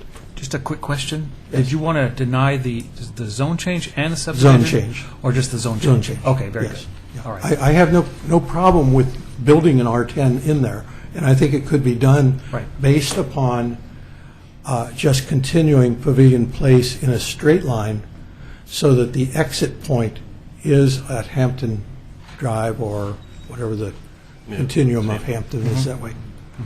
It would make a whole lot more sense to me. We wouldn't be then asking for a variant to allow on-street parking in an area that we all know is going to get additional congestion at some point in the not-too-distant future. It goes without saying that that area is growing. It's developing. We've got to understand and plan for it.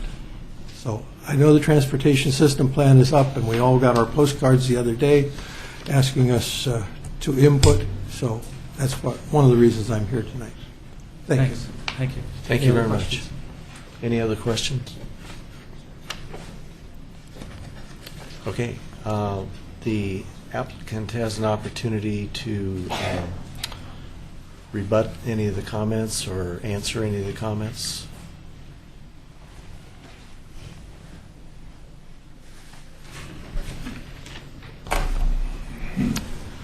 For the record, Rick Givens and Bruce Goldson. Probably more comment on some of the comments than it is rebutting, but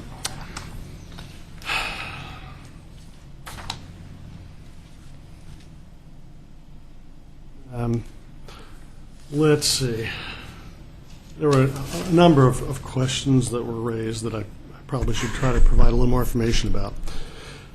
The shadow plat was done for the Pavilion Park development, and this property was shown on that shadow plat, and it carries out the plan that was shown on that shadow plat. So that's why we didn't do a new one when it had already been done. I don't know if maybe it should have been included in the record, but it was already done as a part of an adopted and approved preliminary plan for Pavilion Park.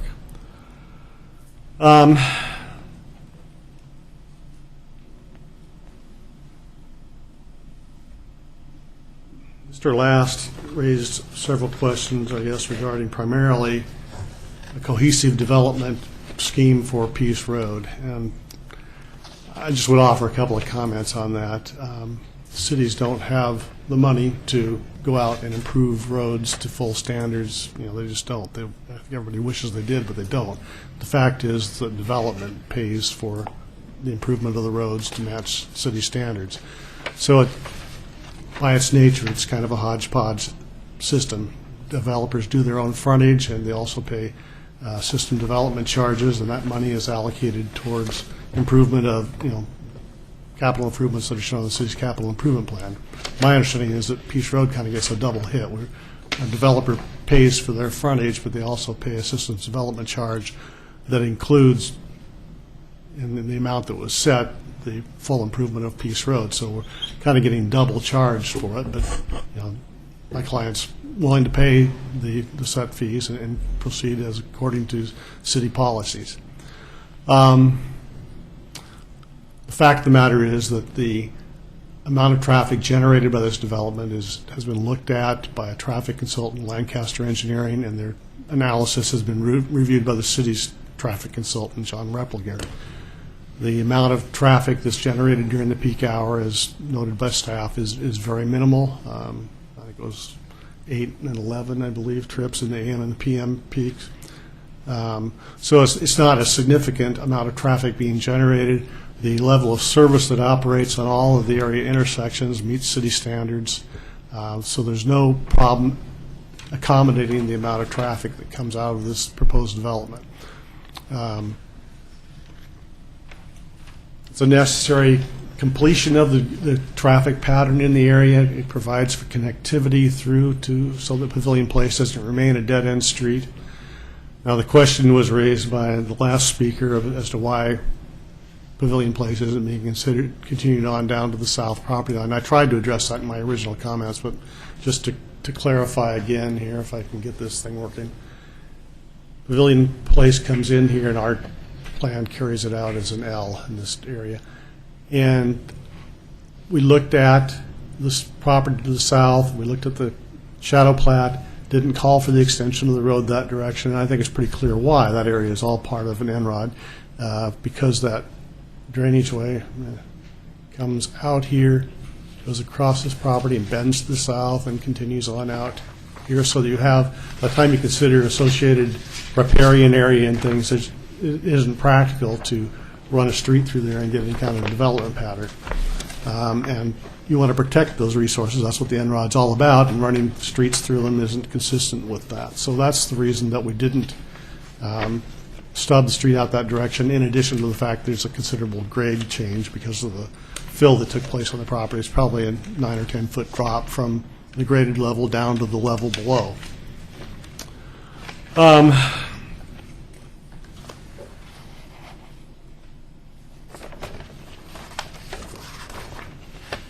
Cole last talked about wanting moving the line of the road. And I'll just say this about Peace Road.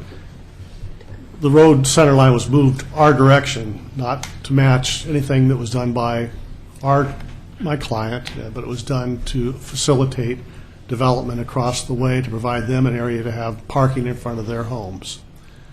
All we're suggesting is that the condition be left loose enough so that we can propose something to the city engineering staff, and if it makes sense, they can approve it without them coming back to modify the condition. We certainly understand the concern that you don't want a rapid change in the alignment of the road, but the fact of the matter is that at some point in Peace Road, it kind of tapers back up and gets back to where the platted alignment is, and all we want to do is to see if there's a way that we can propose something that's reasonable, that provides for parking along the frontage of Lot 9 in some fashion. If not, we'll live with the condition as written.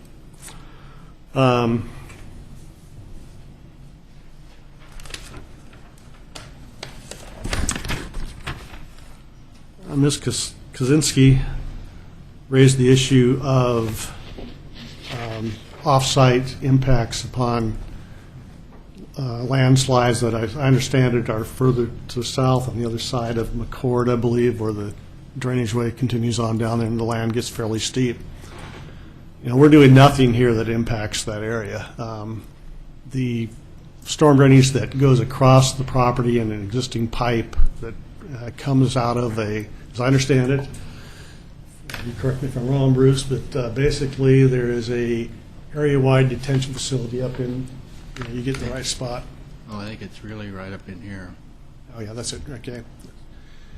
Comes out of there, and then there's also there's a storm drain that comes down that direction. Comes down here, comes out of the storm detention system, comes down the street, and then crosses the subject property and drains out to there, which is a natural drainage way. I was to the Stroacker property last summer and spoke to Mr. gentleman that lived there, and we walked onto his property, and at the time I was there, it was dry. It was in the summer, and so it's certainly a seasonal drainage way, the storm detention system is to meter out the storm drainage. There may be a slightly higher rate than occurred naturally, but that's a factor of that detention system. This property was part of that original design and was included in the original design of that facility. And so we're not adding more water, more storm water from impervious areas to the site as a result of this development. Are the stormwater facilities in Oregon City designed to a 10-year or 25-year storm event? Do you remember that for the 10-year, they're designed to the 25, but we meter it out differently based on the 5-year, the 10-year, and the 25-year event. So there's a whole criteria of different storm elements that addresses, and various stages are looked at independently. Ultimately there's an overflow. If it exceeds those design parameters, it does overflow. But those are looked at for I think it is the 10, 5, 10, or it's actually the 2, 5, and 25 is what I believe it is. And can you tell me again where the storm water on this is going to go when it's built out? The stormwater, there's a stormwater pipe from this detention facility right there. Right. There's a driveway up there to it, and then it comes into the street and then comes across, currently diagonally across the street. So what we're going to do, Is that this right here that you talk about? It comes diagonally? yes. Well, currently, it is this. Exactly. Right. And then you're Yeah, going to just all empties here in their backyard. Right, so we're going to hook into that same system, as a matter of fact. The reason it empties there is that's where the natural drainage pattern went, historically. How many homes go to that detention center up there that starts to drain across, comes down the street? Is it how much of that? Is it not just those few homes there, but a huge area that? No, it's a pretty good sized area. I spoke. And it all goes to that detention center. Right. I spoke to Bob Coulson about this site and about that facility when we started the preliminary engineering for this subdivision. And we looked at that, and this property was included in that original design. And so that's why we're connecting to it, and that's the natural connection too. That is the connection. So that whole property there, all the impervious surface on it, will drain to the existing? It won't drain to the existing. Or It's it'll just drain- pre-detained up there. It'll just drain to the storm easement to the adjacent It drains to the same system that comes across.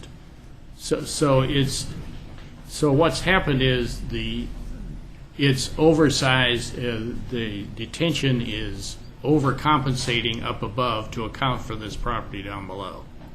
That's what happens. It's done intentionally because the city doesn't want to have a zillion of these things. They try to put them in logical spots strategically and then size them so that they don't have to have them. Right, and that's why I'm asking if this property will drain into that detention pond. No, it doesn't drain directly in there now. Okay. But So how will that detention pond help that property? How will Because that it- drain that site?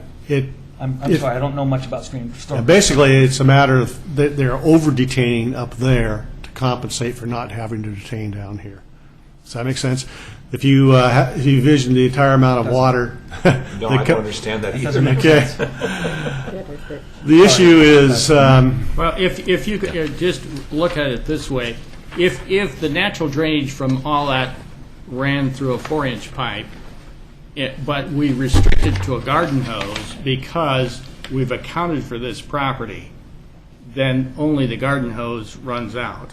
So we've over-detained up above to allow this property to be a part of the system. This property being the subject site. Right. I'm trying to, okay. So just a point of clarification for me. When this site would be fully developed and additional impervious area is developed as part of this plan, does that represent a net increase in the runoff from this site? there would be a net increase from the runoff from the site because of impervious areas, that's correct.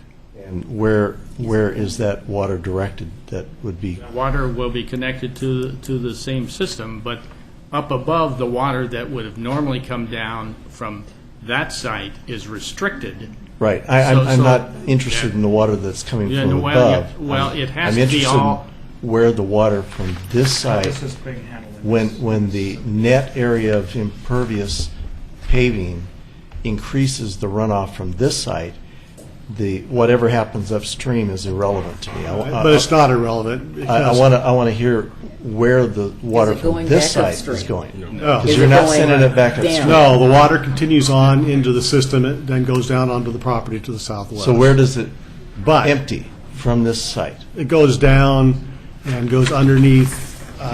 It goes right into this pipe here that's. And where does the pipe just empties out Just onto empties the other their backyard. property? It Right here. empties as it currently does. That's where it empties out now. And it always has a drainage way, a natural drainage way from over here to here has always occurred this way. Right, but you're adding this impervious area to the site that's currently not draining into that location. Well, yes, it does. All this site here currently drains over to there now. It can't go anywhere else. But it's not Is impervious this right the now. low point of the property? It's, right there's here? grant. No, there's yeah. some catch basins right out here that direct it right there now. So These two the catch water basins that falls on this portion of the site runs right here, over to there, runs Where right, does this drain to right now? right to these two catch basins right here. This all drains over to here. Yes, which is the low spot, and is collected up into the pipe that runs currently to the same discharge point. Okay. Well, Mr. Chairman, I've got a point of order, if you don't mind. I can almost hear the nails and the saws. I would like to get us back to the point of where we're considering the zone change. And what I'd like to do is, as I understand, we're sitting here as a quasi-judicial body trying to establish whether or not the applicant, who has the onus to bring us findings to justify this zone change. And I, at this point, haven't recognized any. Now, they may have gone under my radar, but I'd like some comments as to why you feel that it's justified to go from the R10 to the R6. And I'd like to get those into the record, because right now, I think the Planning Commission is very vulnerable, and this city is, unless those are entered into the record. Actually, I gave some comments earlier, but I think I'll amplify on them for you here. Well, I'd like more than just comments. I'd like some numbers. I'd like some, because, you know, there's economics involved in here. First of all, let me say this about that this property is designated low-density residential by the Oregon City Comprehensive Plan. The low-density residential comprehensive plan category is implemented by 3 zoning districts, R10, R8, and R6. Any of those 3 zones may be applied to property that are within that plan category. The city's zoning ordinance, or development, excuse me, says that when property is annexed to the city, it comes in at R10. There's no thought given to it. That's just what it does. When it's annexed, it comes in at R10. And that's what happened to this property. So, when you look at developing the property, you look at, well, what makes sense from a land use planning standpoint. The Planning Commission can adopt, as part of the zone change process, the R6 zoning that we're proposing, or you could leave it R10. We don't think it makes sense to leave it R10. Why? Here's why. The street pattern, if you look at these lots, is set. We really can't do anything else. The depth of those lots is 77 to 80 feet. You start trying to make sense out of a 10,000 square foot lot pattern, given the fact that the streets that are stubbed to this thing are set at a default for R3.5 development. So you end up with lots that aren't R10 in character because of the fact that they're so shallow and just simply not configured the way you would develop a piece of property. If you were developing an R10, you typically would have 100 to 125 foot deep lots by 85 feet roughly wide. Well, you can't do that here because the development pattern is preset, and there's really no possibility of doing anything else because we got a street stub there, we got to connect from A to B. Beyond that, you look at the people here who were talking about, I believe it was Mr. Lass was talking about a neighborhood up the street that where the city changed it from R10 to R6 right across the street from each other, and how he doesn't see that as being a logical kind of development pattern. Well, we're dealing with the same thing here. We've got R3.5, 3,500 square foot lots that abut this property and are the character of the neighborhood coming into it from Pavilion Place. You'd have a dramatic change from that to R10 lots if you were trying to keep that at the existing zoning. And it really wouldn't make any logical sense to do that at this point. The transition point can occur at the southwest boundary of this property, and we've got R6 to the southeast. We've got R3.5 here. We've got R8 across Peace Road, and a little strip of R10 that simply hasn't been in to ask you to change to R8 to conform to what everything else is there. And so the logical point to transition, if you want to leave it R10, is the area that's impacted by the NROD. That area can't develop at a density that makes sense. The grid pattern can't continue on. This is the point at which you complete the development pattern for the neighborhood that's developed contiguous to it. I think that all argues for R6. We're not asking for something that's R3.5. We aren't asking to continue that. We're simply asking that we transition to the R6, and that then from there Peace Road can provide the transition to the R8 development pattern. If you want to keep R10 on the area that's impacted by the NROD, that makes sense. But R10 on this one piece of property really makes no sense from the land use planning standpoint as I can see it. Rick, was there any consideration at looking at this site as an R8? We talked about it. There's also some cost factors involved, that aren't your consideration, but are from my client's standpoint. There's a considerable amount of expense associated with this property, and for that reason, the two lots are so different in density makes a difference. The utilities are all put into this property to come in from Pavilion Place, sewer, water, storm drains, sewer and water come in and dogleg and go back out to Peace Road. We've got to follow that alignment. There's no easement in place, so those utilities presently are city's utilities, but aren't city-owned land, and it's not on an easement. So we need to fix that. Putting it into a pattern like we're proposing accomplishes the fix for that, and it lays the land out in a grid that naturally conforms to R6 type development pattern.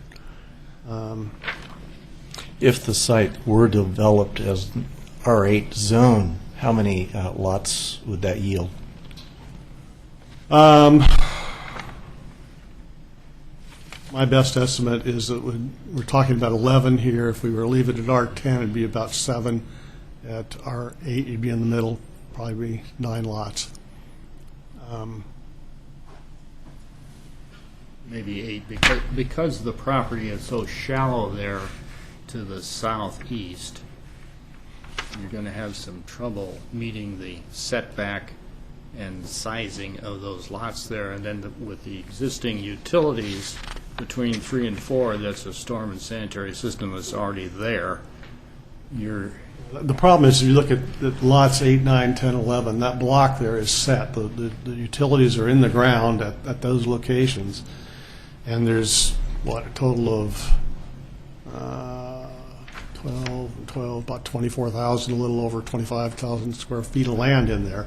So try dividing that up, you end up with 3 through lots, that go through from Pavilion Place to Peace Road. That makes no logical sense to anybody. Double frontage lots. Or you do two really long skinny lots at R10, that are over 11,000, 12,000 square feet in size, where you're up to 3,000 square feet. It just doesn't make any practical sense given the constraints we've got for this property. I understand your concern, and I understand the concerns of the neighborhood. I understand perhaps you don't want to talk about upzoning other properties in the area, but I hope you look at this particular little piece of ground, given some very unusual constraints on it, the fact that it's all preset. We've got a street stub, we've got utilities in the ground that we've got to match the street over. There's just no flexibility at all. And the R10 and R8 pattern don't really make any sense here. There are findings in the staff report as well for the zone change. So the criteria talk about compliance with our comprehensive plan. And in this case, there's no proposed change to our comprehensive plan designation. I just wanted to add one point of clarification too. When properties come into the city, when they're annexed in the city, they only default to R10 if have a comprehensive plan designation of low-density residential. Not all properties default to the R10. That's correct. So the list of criteria, there was a slide on it earlier. I can change the PowerPoint if you like for the zone change criteria. It looks at comprehensive plans, statewide planning goals, and the ability to properly serve the development with utilities and services. Are there any other One other questions thing, for the I applicant? have a couple more things I want to Go ahead. talk about. A couple of people talked about there being washers and dryers in the fill. We potholed and did test holes on all these lots, and they didn't run into anything like that. I'm not saying there couldn't be something there, but I'm just telling you that the testing that was done by the geologic testing company, and digging with their backhoe did not reveal anything like that. It was unconsolidated material, rocks and, silt and that type of thing, but it isn't put in an engineered fashion. So what would happen is that all the area that is proposed to be built on would be excavated back to native ground. The stuff that's not appropriate to fill would be removed, and new fill brought in and put in an engineered fashion. So whatever's there, if we find it in a washing machine, it's going away. Let's see. Anything else?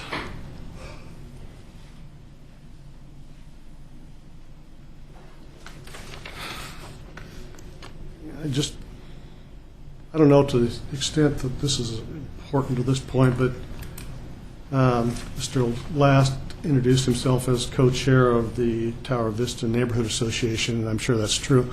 I just want to make sure that we went in front of the Tower Vista Neighborhood Association, a neighborhood meeting, and presented our project back in September, I believe, at one of the regular meetings, and there were no objections raised to the proposal by the neighborhood association. So his comments here, I think, should be his comments and not necessarily being represented as something that the Tower Vista Neighborhood Association has done, because my understanding is that from our meeting was that they were in support of the proposal. How many people were in attendance? That was my question. I've got the sign-up sheet here somewhere.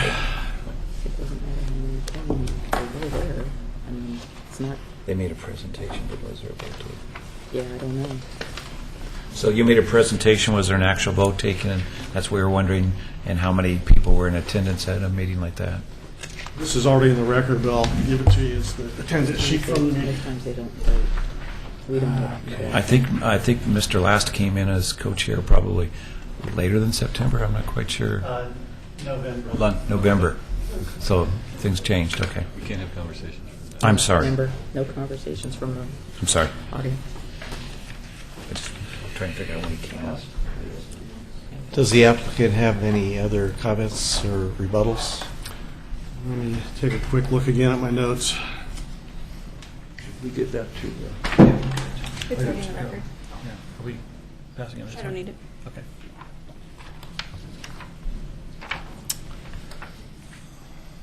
Anything else, Bruce? Chairman, may I ask another question, please? Certainly. Tony, I guess this is for you. Would it be appropriate, as these are on the agenda as one item, can we separate out the zone change action taken by this commission, instead of approving both of them at the same time with the same motion. What I'm considering is separating out the zone change from the approval of the subdivision. Is that appropriate? Consolidated application. The subdivision is dependent on the zone change. Yeah. that's In what I that was gonna if say. the zone change is denied or amended, the subdivision wouldn't comply with any other zone but R6. Right, that's So why I asked about it the should- number of lots. You can't develop that number of lots unless you have the zone change. Okay. So we're approving the subdivision with the approval of the zone change if the commission so sees Correct. fit? The request is to approve the zone change, the subdivision, and the geologic hazards as one. It's one combined application. It's a combined application. Okay. Are there any other questions for the applicant? Can I ask a quick question? You said there was, I see there's 10 homes, and we're talking about trips, and you said... 11. Okay, 11, excuse me. And you said that you expected only 8 or so trips per session. I'm going, gee, that doesn't allow for husband and wives going to jobs, taking kids Well, to schools. they have, traffic engineers have formulas they use based upon land use types, and they project from that the number of trips that will occur within a specific time period. The number that was given was during the AM peak hour period. They were projecting 8 trips during that time From period. 11 homes. Well, not everybody necessarily goes out at the same time, and not everybody has a job at the same time. Things vary. Between that peak hour. They may go out a half hour later. They may go out. And again, these So are the peak averages. time is only a 10-minute period? No, it's a 1 hour. Oh, It's the 1 1 hour. hour heaviest travel period in the morning. Maybe one guy goes to work at 7 a.m., another guy, and the peak hour starts at 7:30. It's just. But that's something that I've had a hard time understanding, and maybe some of you guys can help me out. Because in the ITE manual, on a typical lot, there's 10 average daily trips and 2 peak hour trips per lot when you do a partition or a subdivision.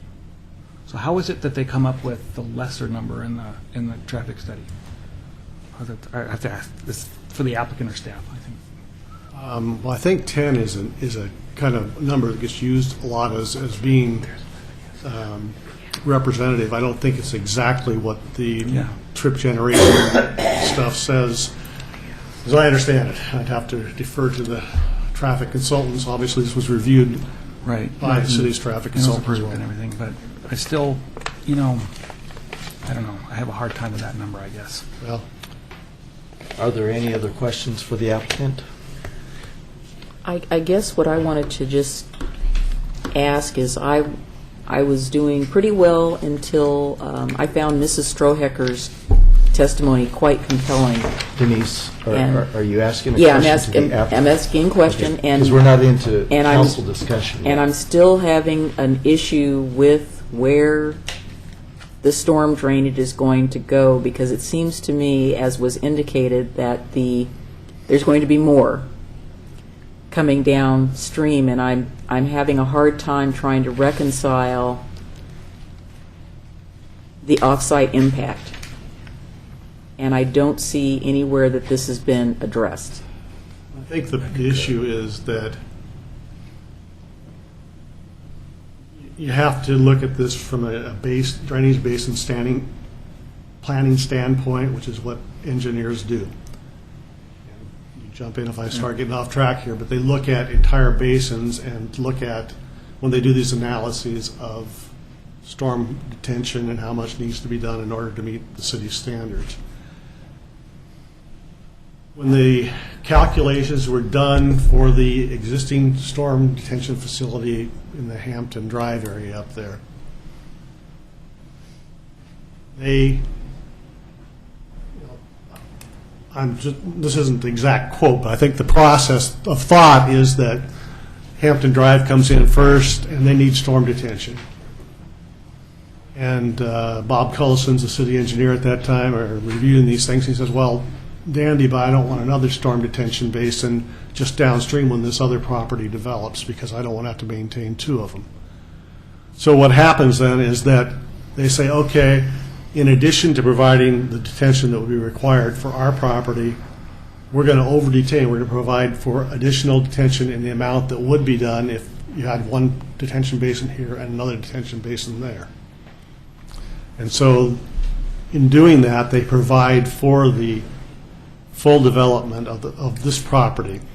Now, it is true it's going to, we're going to put some drainage back into that system. Most of it ends up there, some of it perks, probably more of it will go to the system than presently exists, just because of the fact that we now have impervious area and you won't have any, we'll have a lesser amount of infiltration. But the fact is that that was all calculated out when they sized that basin up there. And if it weren't, we would be doing another detention basin here, but they would be getting more water coming from that project than currently comes off, if that makes sense. So to look at it another way, and Rick is correct. So when this development, and I didn't look at the storm report specifically, but if the report says, okay, well, I may have done something illegal here now, just to wait. Whoops, how do we get You back? just changed the picture. The arrow, you can sideways arrow on the keyboard. Left and right arrows on You want to go the other way? The left. Left. Steve came there.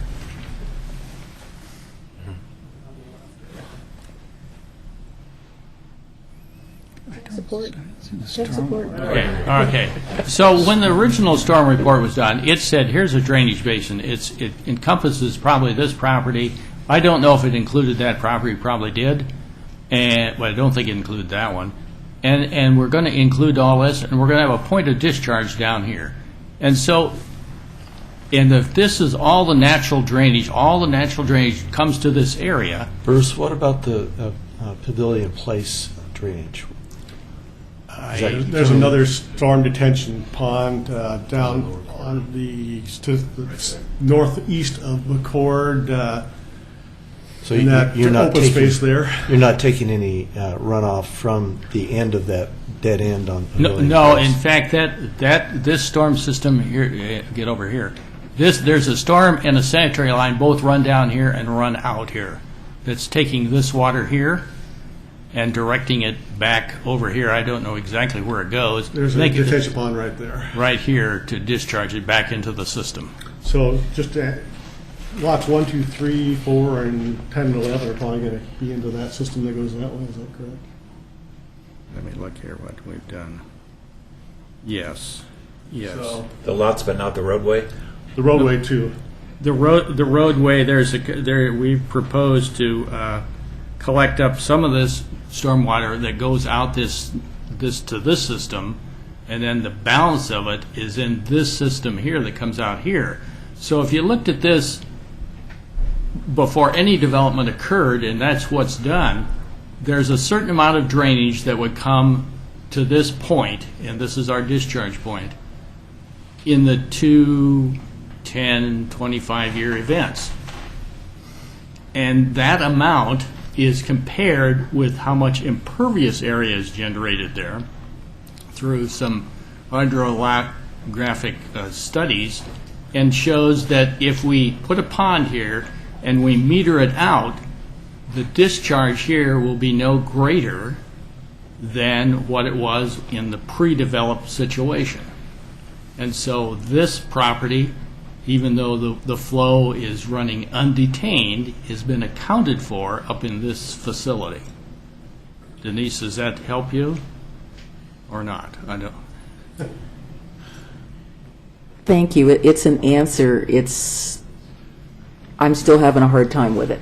I just want to make sure, because I didn't realize this light bulb just went on for me too, that probably more than half of this project is going out the other way. It goes out to the Pavilion Park neighborhood. It's kind of like when one factory sells carbon output to another factory. Yeah. Well, I mean, I understand Kind of the same the thing with the detention ponds, but obviously there were natural drainage ways that were coming from there, coming down through here, and now they're gone. Well, the drainage way undoubtedly went. So now we have, anyway, so it's. Well, if you look at that, on our subject property, the low spot currently is right down here where there's 2 catch basins. There's two catch basins right here. All the property, because of the way it's graded and the way it naturally occurred, there was probably a low area here. It doesn't mean that it was a stream or anything. It just meant that was the low spot of the world. And so currently it all still drains to that area, and would be, and is currently connected to this system. That's where it goes. Plus, let me see here, I'm thinking some of the street is actually connected there as well. I know it is. As a matter of fact, across the street, this subdivision, I don't know what they did with that one, but part of this subdivision here actually drains this way as well, part of the street, and I suspect the roof drains on these houses here all drain this way, because that was the natural drainage direction. You had said something earlier about, I didn't catch the whole quote, but it was something that was all calculated out, and I'm not, the drainage, I think you were talking about the overflow of the upper one.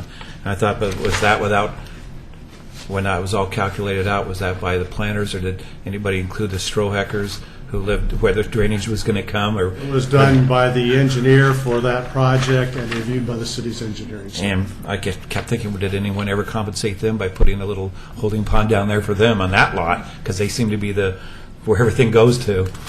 Well, you have to remember that that's been a natural drainage way through their backyard since the beginning of time. But it's just been added to by the overflow up there, and as you say, the street, and who knows if it's coming from that in one area, because you're not sure if it's coming off that huge square. Well, we know that a large portion of this comes this way because that's where the storm, the actual in-the-ground facility is out of this driveway and down the street and across the subject property. And if I'm not mistaken, didn't you say there was drains on this corner and this corner, and that's where all the road will go through, which would come down through here? Is that right? We will have new catch basins there, yes. We have to realign that to make it fall in the road, but those will be realigned to get a new storm pipe. Not to go down to this one, but to go over that way. Yes, this currently comes across here, and these hook into this. And so part of the street, this is existing, so when we get done, there will be a catch basin there and one down here that'll connect into this pipe that's going to come down this way over and then back into the original system. So we're not changing the drainage basin in any way. The stormwater still flows in the same point that it always did, and it's being compensated for in this detention facility that's upstream. I know it's a little hard maybe to imagine what that does, but that is It's a reservoir for a dam, and you're just metering how much comes out. Yeah, you're metering it's always out. the same 3 inches, and it may mean that the Strohackers end up with 3 more months of drainage in their yard to compensate for their retained water. And at peak periods, certainly it could be more than they've experienced in the past.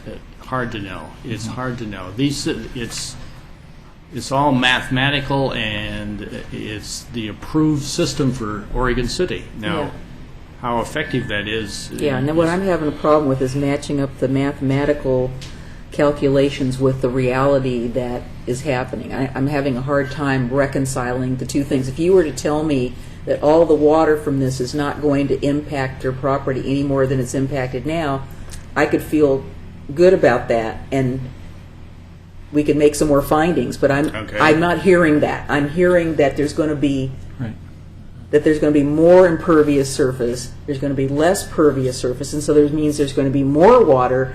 And I guess we need somebody that's an expert in storm drainage, because this is. I can't. Well, I think this is not helping me at all. We can't see how there's going to be less water coming from this subdivision. Yeah, I don't see that there's less. I think there's more. Even though I know it's a basin approach, and I totally get that. There's more water. That's the problem. This subdivision the situation is that, as I understand it, is that had they not over-detained up there, they would be having more water than they are right now. Is this already paved? No. So why not bring that pipe down to connect with all these that would go out to that other bigger area. I don't understand why those can't just come this way. This is Well, all it's drainage uphill, system I there. think. Yeah, I know it can't go uphill. 1, 2, 3. Is that an uphill? No, I mean, I know water can't go uphill. It's 4 or 5 feet uphill. That's the reason. Yeah. So Part of the water does go that way. Yes, the lots on 1, 2, 3, 4. Some go this way and some go that way. Right. 1, 2, 3, 4 can go out to the other system. So the high point is right about at the corner of Lot 5. Well, no, the high point is way over here at Lot 1. Those are contour lines. Okay, so where's the turning point though? It's right about Lot 4. Look at this one. If you looked at the existing conditions. if you looked at right here, it flows. The low point is right there. So it's higher, lower till it gets out to Pease Road. What we're saying is there's a storm system already in place here, and these lots here can utilize that storm system and go out this direction. So those will have no impact on the Struckers property down below. Probably 11 and 10. What about the roadway? Probably 11 and 10 as well. What about the roadway from this point over here? Where does that go to? Well, we do not, these preliminary plans don't show that, but it's likely there's going to be a manhole right here that we can cut this off right here to direct this way. So all this property here, which currently goes to the Struckers property, will no longer go that way. It will go out this way. So you're planning to cut off the water that would Goes flow down over here, right. and redirect it. Yes. Yes. So normally it would have gone up to catch that ditch and come down? No. This Normally- Down to the low is spot. before development. Right now, all the water drains right to there, the whole site. Oh, I see, it goes up. It goes Yeah. down It goes through that and goes through the unengineered current fill. and goes under the fill. Yes, through the fill there with a pipe that was installed. It must have been installed at the same time that the fill was put in, or possibly later when they did this subdivision. I don't know how it got there. See, it all gets back to this fill now. When I asked the question to begin with, the water was going there, so that's probably why you filled it, because it was a wet spot. So here we're compounding this problem Well, with this fill. I don't think it was necessarily wet, because if you look down here, even though this is riparian area, I don't think there's any wetland plants in here. I'm not a real authority, but I kind of know what wetland plants look like. It's very seasonal, and so it's dry 2 or 3 months of the year, at least.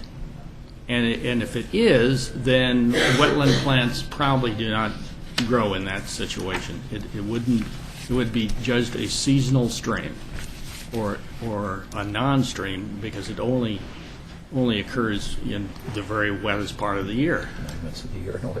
Well, yeah, I would submit that without photographs of what that area looked like prior to the fill, it's hard, we're only speculating. Yes. So that, But see, I'm assessments thinking are relevant. that this facility, we're going to take this portion of the property out of the current situation for the strikers down here. That water is no longer going to be there, and as a result,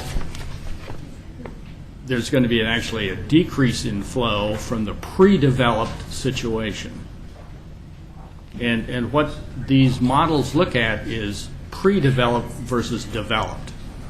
So it accounts for all the impervious area. It takes into account the streets and the potential roofs, and so that is the developed situation. And when that is compared to the undeveloped situation, and then the orifices are sized to accommodate that. Okay. Are there any other questions for the applicant? Well, I guess, and this may be a transition to this guy, I don't know, but we've got questions about what the road would look like if they did the shift.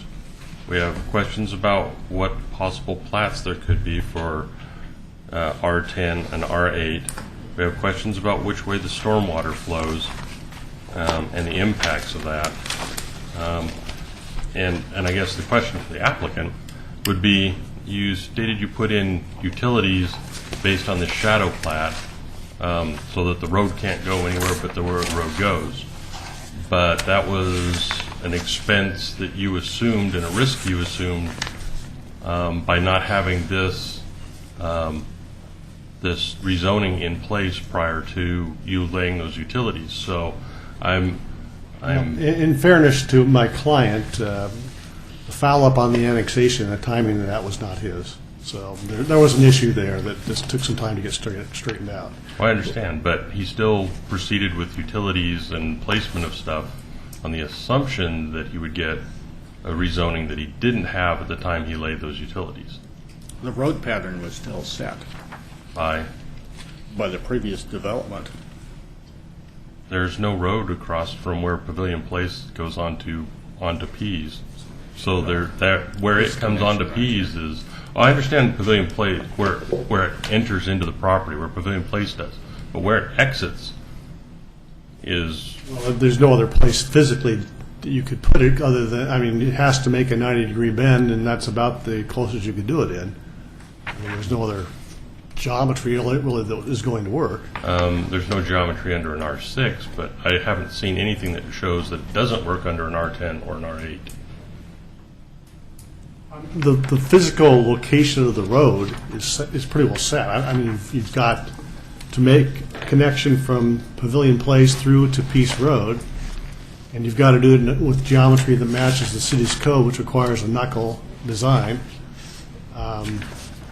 I don't know, you could move it 10 or 15 feet either direction, but that'd be about the extent of it. And what would that then do for the R development of the lots? Well, as I said, if you look at it, the real issue is the block between lots 8, 9, 10, and 11. You've only got a depth there of 150 feet, 7 feet, I think it is, which is very restrictive. I mean, R8 lots are typically 80 by 100, and you've only got a depth of 80 feet.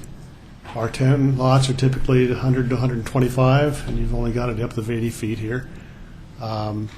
Same thing to the south. If you look along there, we've only got a depth of 83, 84 feet for all of those lots. I mean, I don't know if you put an R10 lot in there, you're going to end up with a lot that's, 83 feet deep by 120 feet wide, which is a very oddly configured lot for an R10 development. People paying for an R10 lot typically want to have a rear yard that's usable. That's They the don't one I want- want.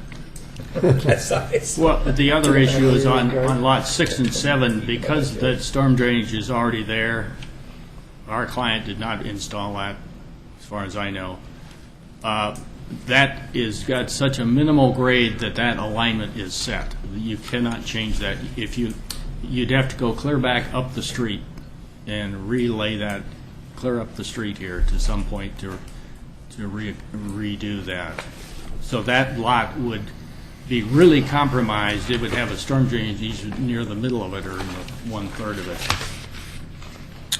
I'd like to make clear, too, that the issue of the alignment of Peace Road is a relatively minor issue to us. If you're going to get, I'm asking you to trust staff's judgment on that, but if it's going to be a point of contention that you just can't get past. I'm just I'd adding pull it to that all the one. other questions. I'm not saying that because of that question, there's no way. I'm just saying that's the list of questions that we have. So, are we done with the applicant? Do we want to close the testimony, or does Yeah, anybody please. else? Okay, thank you. Thank you for consideration of the testimony.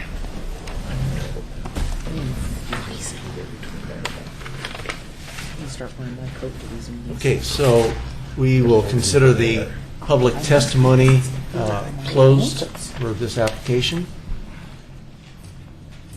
I think Damon kind of ran down a list of issues. We have some concerns about the application.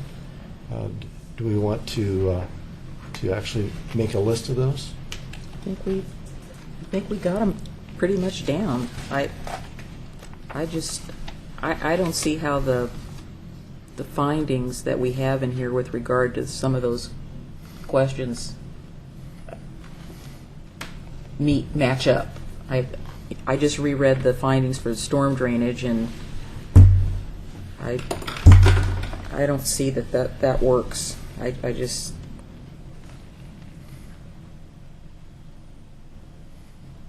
I mean, I understand the basic concept of how storm drainage works, but we also have compelling testimony by somebody whose property abuts this that I can't dismiss at all, because I know where water. I mean, in our neighborhood, we've got all these pipes that have underground streams in them, and we know people in our neighborhood get water in their basements and things because we don't know where all that stuff did. People channeled it, and we have a situation here where one act some years ago, in my opinion, has compounded some other issues that are coming down the road. And it's not just one little issue. It seems to be, death by 1,000 cuts here. And I'm not able to take the findings and say that, yes, everything is great here with the existing storm drainage collection process. Because if it adds, if they were telling me that all the water is not going to impact downstream, I could understand that, but I'm not hearing that. Right. There is going to be an impact, and it's not addressed here in any way. Tom, you have comments? That's why I've been asking the questions. I'm not sure yet. Having this being the first time we've actually discussed something, I almost feel like I'd like to hear if other people say something before I make any comments. Damon? I made my comments with my questions to the applicant. That I'm not convinced that R6 is the only possible development. I'm not saying that I can't be convinced. I'm just saying I haven't seen any evidence other than this one map, which is R6, that's the only possibility. So there's that aspect, and then I have no problem with the possible road realignment based on that. I just would like to see what it looks like. Yeah, I would too. Having experienced similar stormwater issues, I understand the idea of upstream detention, but when you're the one getting the immediate runoff, it doesn't really make you feel better knowing that at least it's being retained. It's not as bad as it could be. And I take to heart the comment he made about basically 5, maybe 6 of the lots being taken out of the drainage basin, but there also is going to be the commensurate increase in impervious surface. So I think at the most, just anecdotally, the most is it's a balance, which is not an increase, but it is a concern.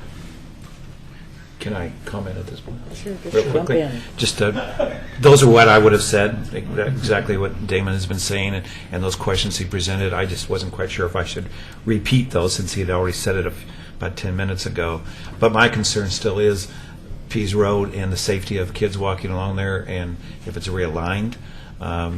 I've heard that testimony from some of the people, and I'd like to see what it looks like they said, just because having a road that curves around like that. It's not a curve. Not curves, but I mean Yeah. the line that goes around. I know like Holcomb is a one straight line going up it, but I know with kids walking there to schools, I'm not sure if there's schools in that direct area, but still the safety concern of having a road that moves. But I guess to kind of be the developer's advocate, the flip side is there'll be sidewalks, there'll be safety. It won't be walking along a drainage ditch or Except if cars parked there. Well, there'll still be a sidewalk no matter what. So, that is increased safety. There's still the checkerboarding that Mr. Last, but I have that on my street. There's one house that was built. There's 25 feet of sidewalk, and the whole rest of the 150 feet on both sides is level, and that's what happens. And this is filling in a puzzle piece, so that's a good thing, and I appreciate that aspect of it. Okay. So. Paul? From a policy standpoint, I support the concept of doing higher density development, R6, and having a variety of different zoning types and uses throughout a neighborhood. It's what makes neighborhoods vibrant and vital. It also reduces the amount of burden on the UGB and reduces the amount of sprawl that we experience and don't like. That being said, I guess I kind of was weighing things out, zone change versus no zone change. Of course, the no zone change option, remaining R10, you save more trees, there are fewer lots, but more room for margins to have these kinds of things. I think R10 is kind of an antiquated size lot in today's world, but I think it's a good tool to use for lots that have lots of issues on them or areas that have issues within them. Of course, the higher or lower density is, creates less traffic impact in an area that might have some questionable intersection areas. On that one curve around Pease Road is not the best, and I'm not sure what the solution is for that. I heard something about water pressure. I'm not sure if that's an issue. But I think the stormwater needs to be looked at. I don't know if that was adequately evaluated. I think I echo those comments. The geotechnical study, the geotechnical report was done by a licensed professional, but it was very narrowly written, and it was focused primarily on the dirt pile and not really any peripheral areas around the subdivision itself. Or if there were, perhaps there aren't. And I mean, maybe there aren't any slight issues. Maybe there are. But I would like to have seen just a little bit more of a little more information in the geotech report to address that. And I think that we probably should take a look at an alternative development size. Parking on the private land, I mean, we're asking to have, and it could be an optional thing, but to do parking for the use public right-of-way for private parking, I think if they want the parking, it should be dedicated on the property or the private property itself. And then the lot size would be larger to accommodate for that parking. And then, again, cohesive development issues, substandard streets, questions of adequacy, that kind of thing. So things are really pointing more towards an R10 for this particular area than an R6, even though R6 is appropriate for areas that are closer in and serviceable by public transit and urban amenities. That's all. Zach? I like the design. R6, it looks like it fits with the area, the way they fit it with the transition between the R8 and R10. I have no problem with that. But like Paul and others have said, there's issues with the property and the neighborhood that are not improved upon by developing into an R6. Particularly the fill is concerning. The drainage is especially disconcerting. And I'm not saying they couldn't be developed at an R6, but I would want to see a bit more certainty of how those would be abated with build out before I could recommend transitioning into an R6 development. To an R10. But No, he said transition to a 6. Robert?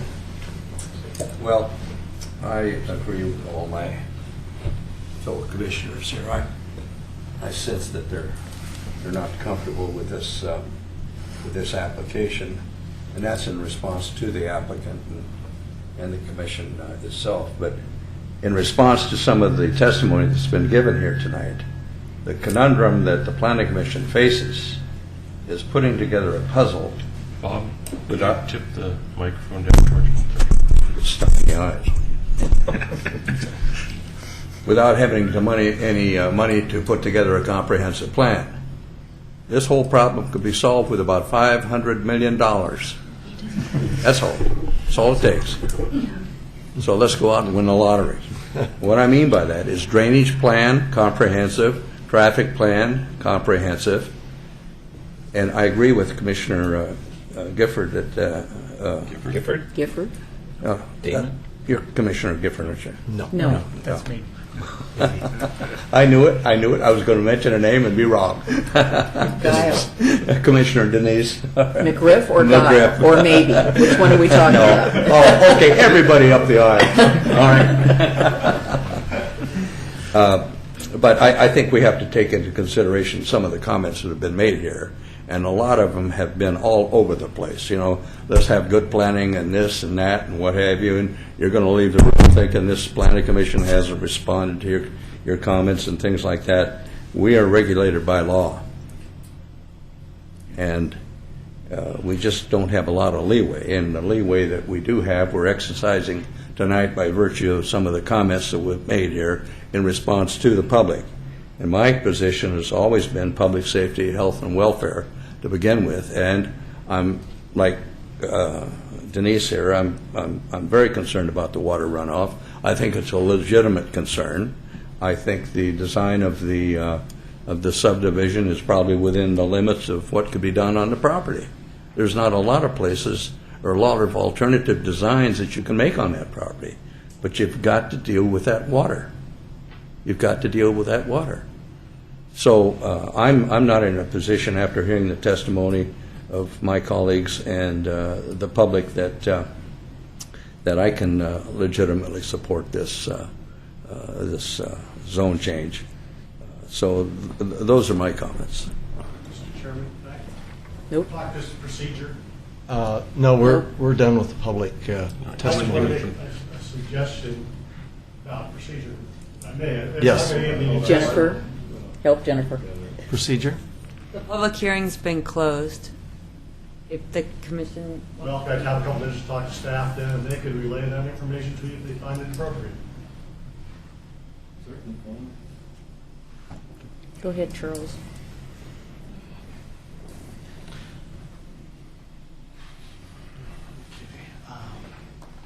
Is your notebook full? Yeah. My notebook's full.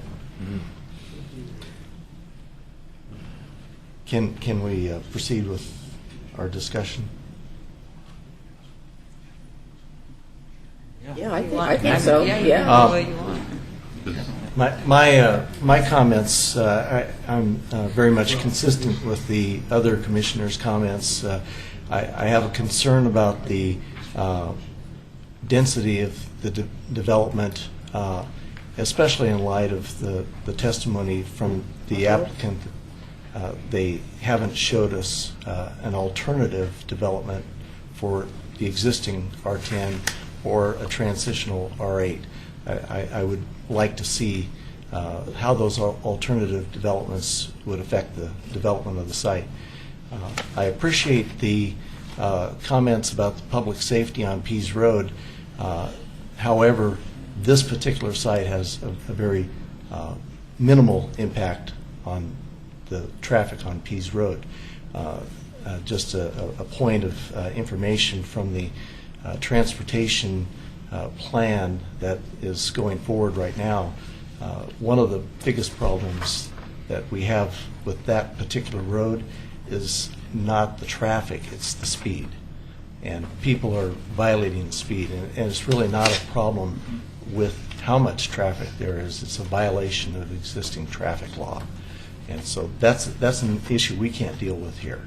People driving 40 or 50 miles an hour in a 25-mile-an-hour zone has nothing to do with this application.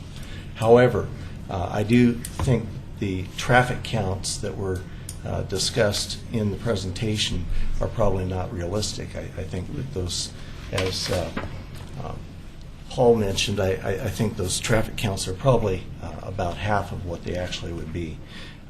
My major concern with this development is really the storm drain issue and the lack of mitigation of the additional net runoff from this site.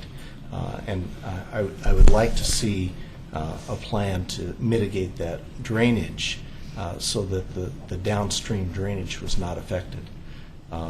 And I do think with an alternative R8 or R10 zoning, an alternate road layout could be developed for the site. And I agree also with a couple of the comments from the other commissioners that the lower zoning may allow for some additional trees to be saved.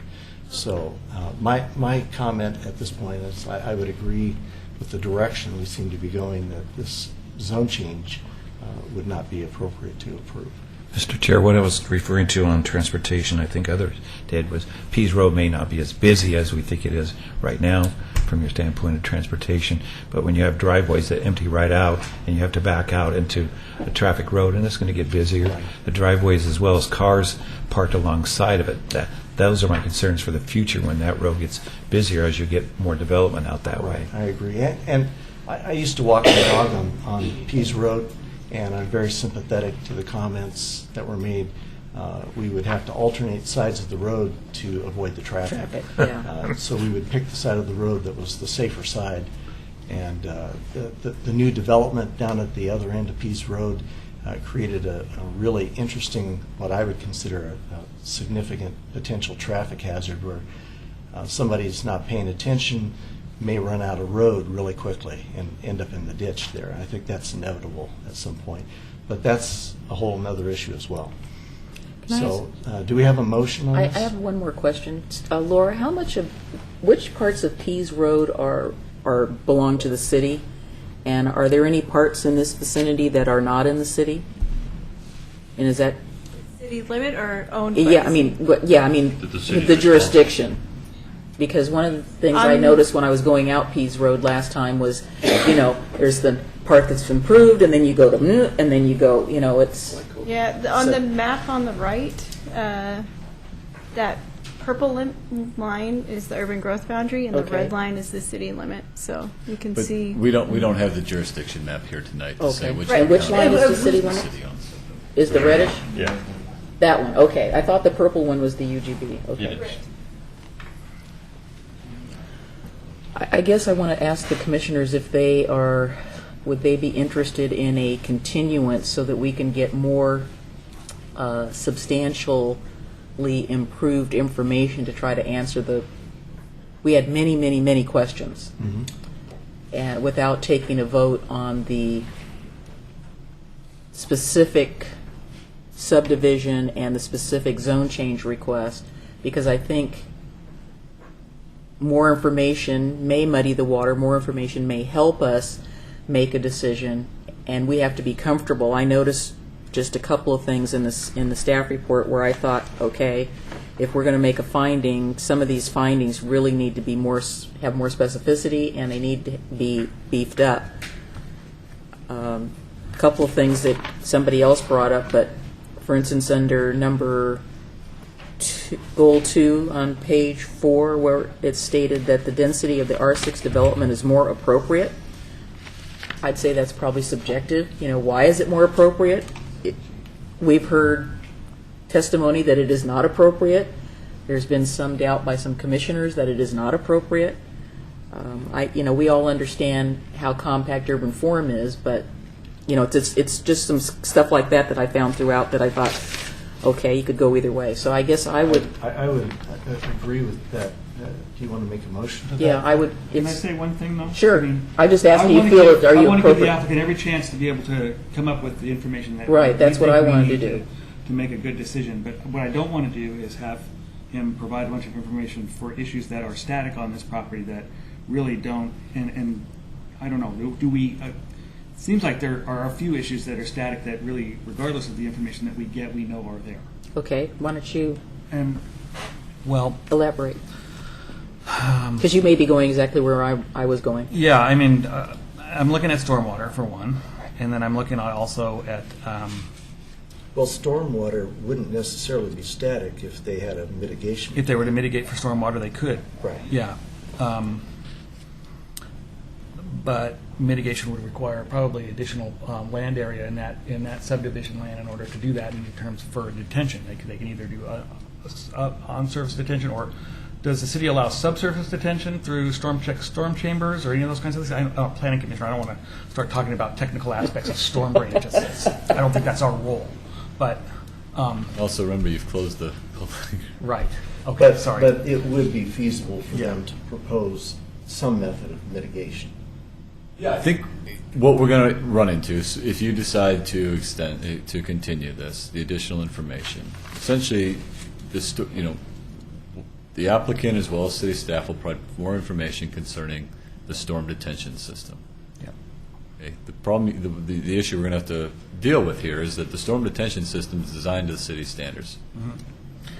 So what do we do there? I think there's just more explanation that needs to be discussed about more in-depth analysis of what the stormwater system is doing, how it's working. And I think the other elephant in the room is the adequacy of the road system in that particular area of Peace Road, and the modal split between having traffic going down Peace Road and out Leland, which is in my book still not adequate, Nope. and McCord. And McCord is pretty good, and then you go out Central Point Road, and that's not a bad way to get out of that area. But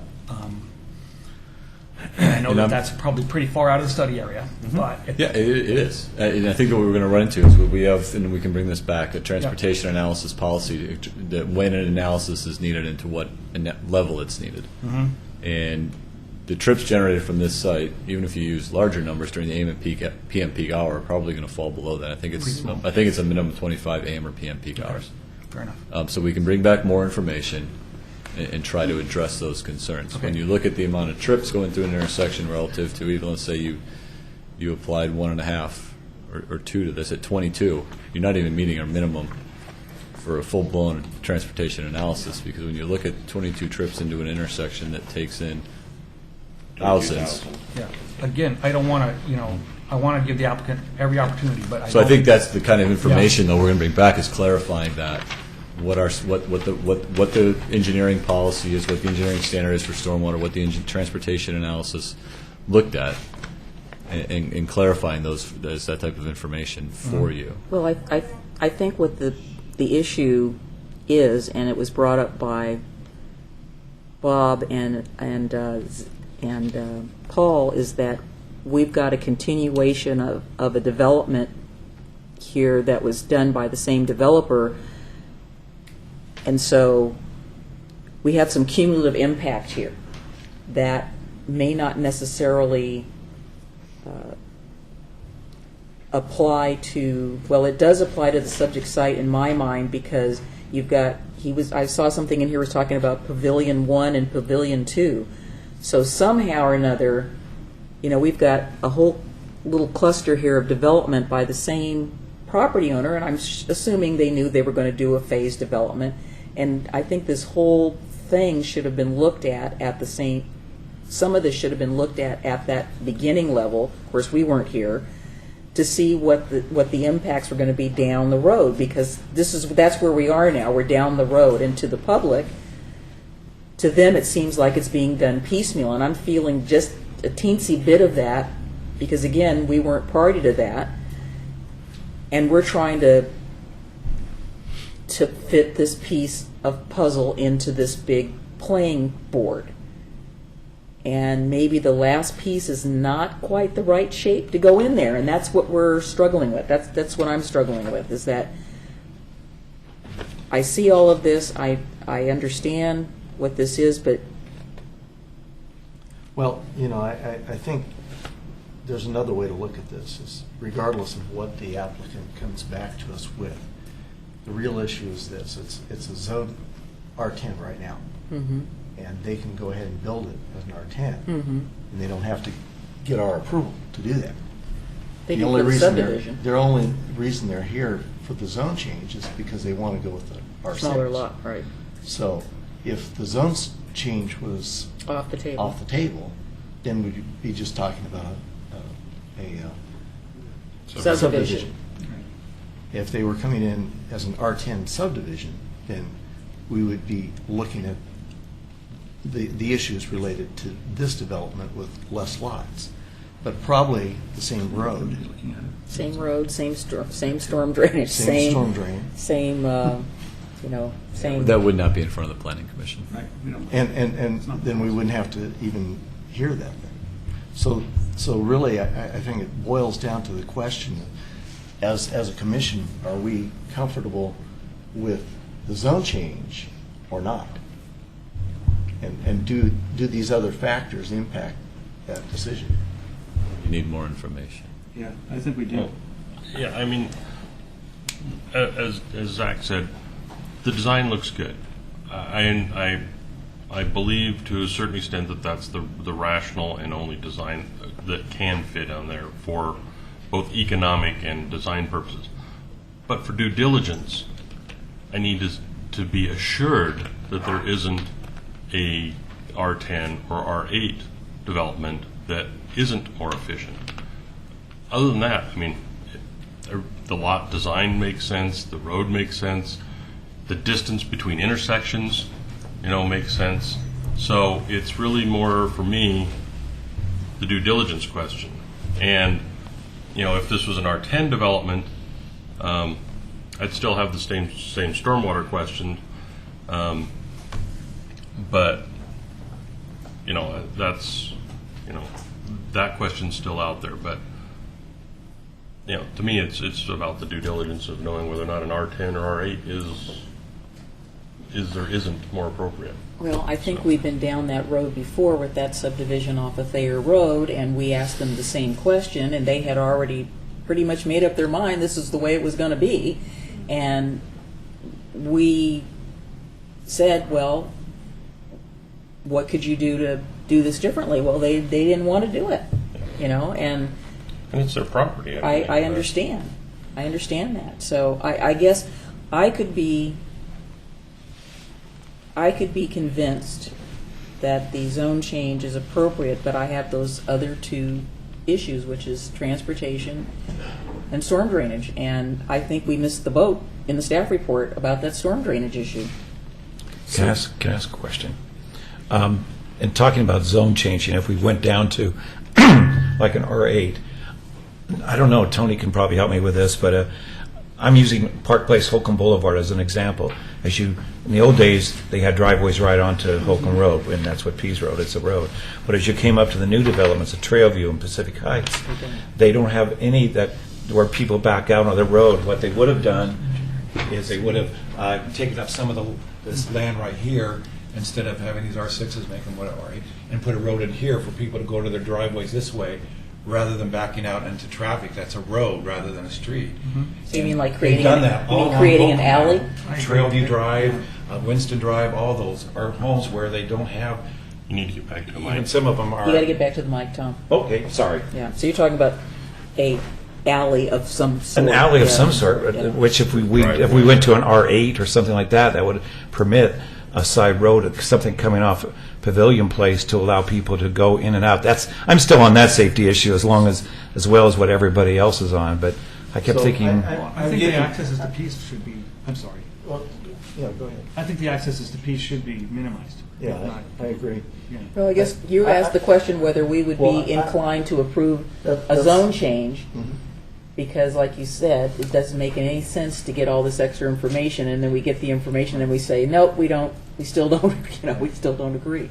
Well, I guess the question is if we ask for continuance and ask the applicant to come back with something, what are we asking for? We're asking for more information about the drainage.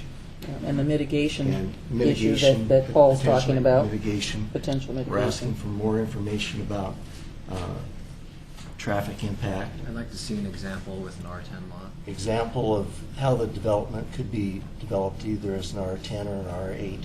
And a That's bit what broader. Tom said. The geotech report needs to be broadened a little bit. And geotech report with Just to incorporate some of the information that was introduced to the record this evening about the Dogami maps and potential slide areas. And we all had questions about the fill. Probably okay, but there are no words that say that that's okay.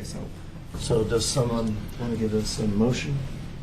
Point of order, just before you make or allow for a continuance, you have to reopen the public hearing, and at the continued hearing, there'll be an opportunity for additional public comment and this whole basic routine again Right. for people to Is that hear the before? applicant. Yeah, We you have to do it a before, yeah. motion So to- I would move that we reopen the public hearing to allow, is that correct? To allow for a continuance?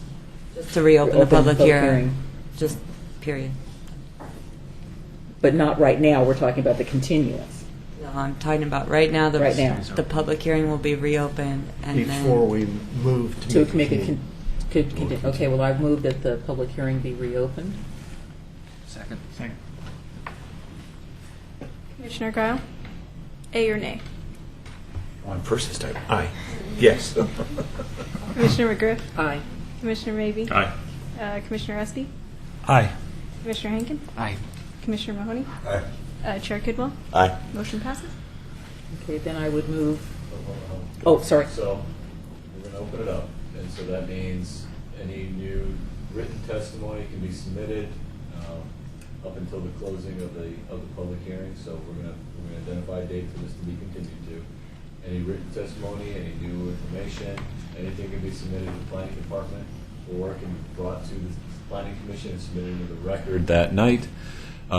It's also open for oral testimony at that hearing for whatever date we do continue that to. So we are at February 25th. Our next hearing is March 11th. That'll be too soon. March 25th, logistically, not sure. We would essentially have to have all that information by March 11th in order for us to process it and get it into a packet for March 18th. It's also the week of spring break. I don't know if anyone's got a trip planned who's going to be on this commission I'm here. in terms of attendance. It might be gone. The next alternative to that would be April 8th. How is the 120 day? Are we okay there? We would have to see if the applicant is willing to extend the 120-day equivalent to whatever the extension of the public hearing schedule is. Okay. Okay. Is that a yes or a no by a nod? Would the applicant come up, please?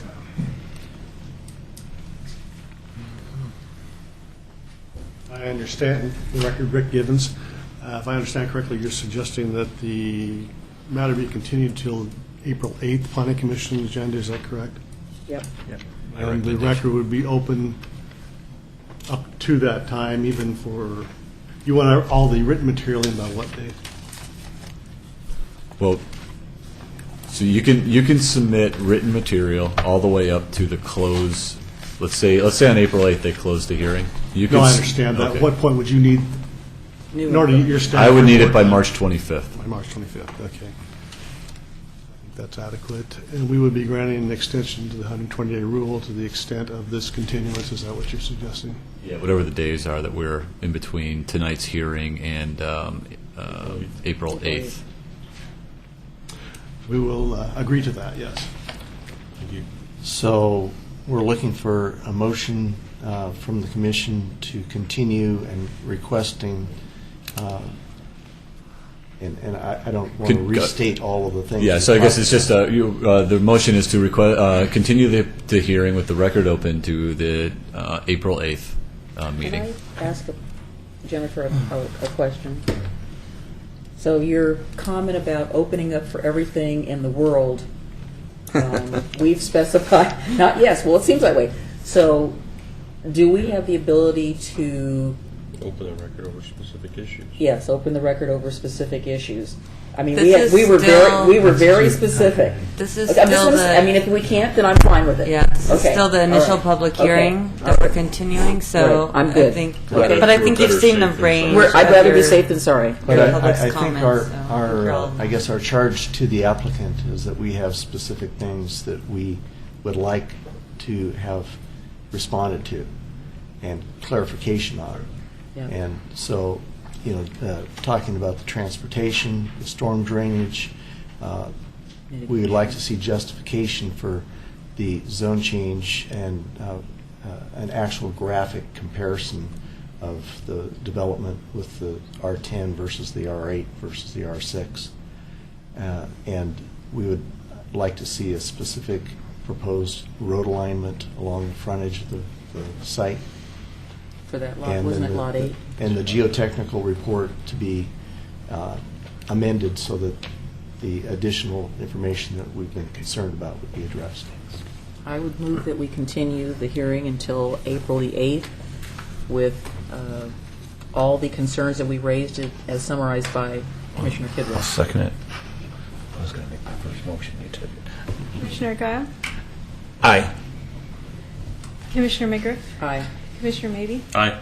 Commissioner Espy? Aye. Commissioner Hagan? Aye. Commissioner Mahoney? Aye. Chair Kidwell? Aye. All right, motion passes. Thank you all.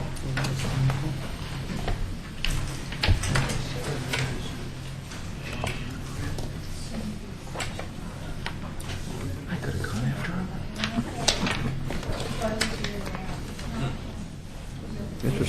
The next item on our agenda is item 4B, PC 13-011, Clackamas County Master Plan, and Planning File CP 12-01 and DP 12-01.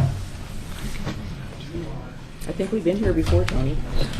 Yes, we have. And before we continue, does anyone desire a 5-minute break? Yes, that would be fabulous. Yeah, yes. How about, why don't we take a 5 or 6 minute break and Okay, we're back together. Let's continue. Wrap it up. So we're reopening.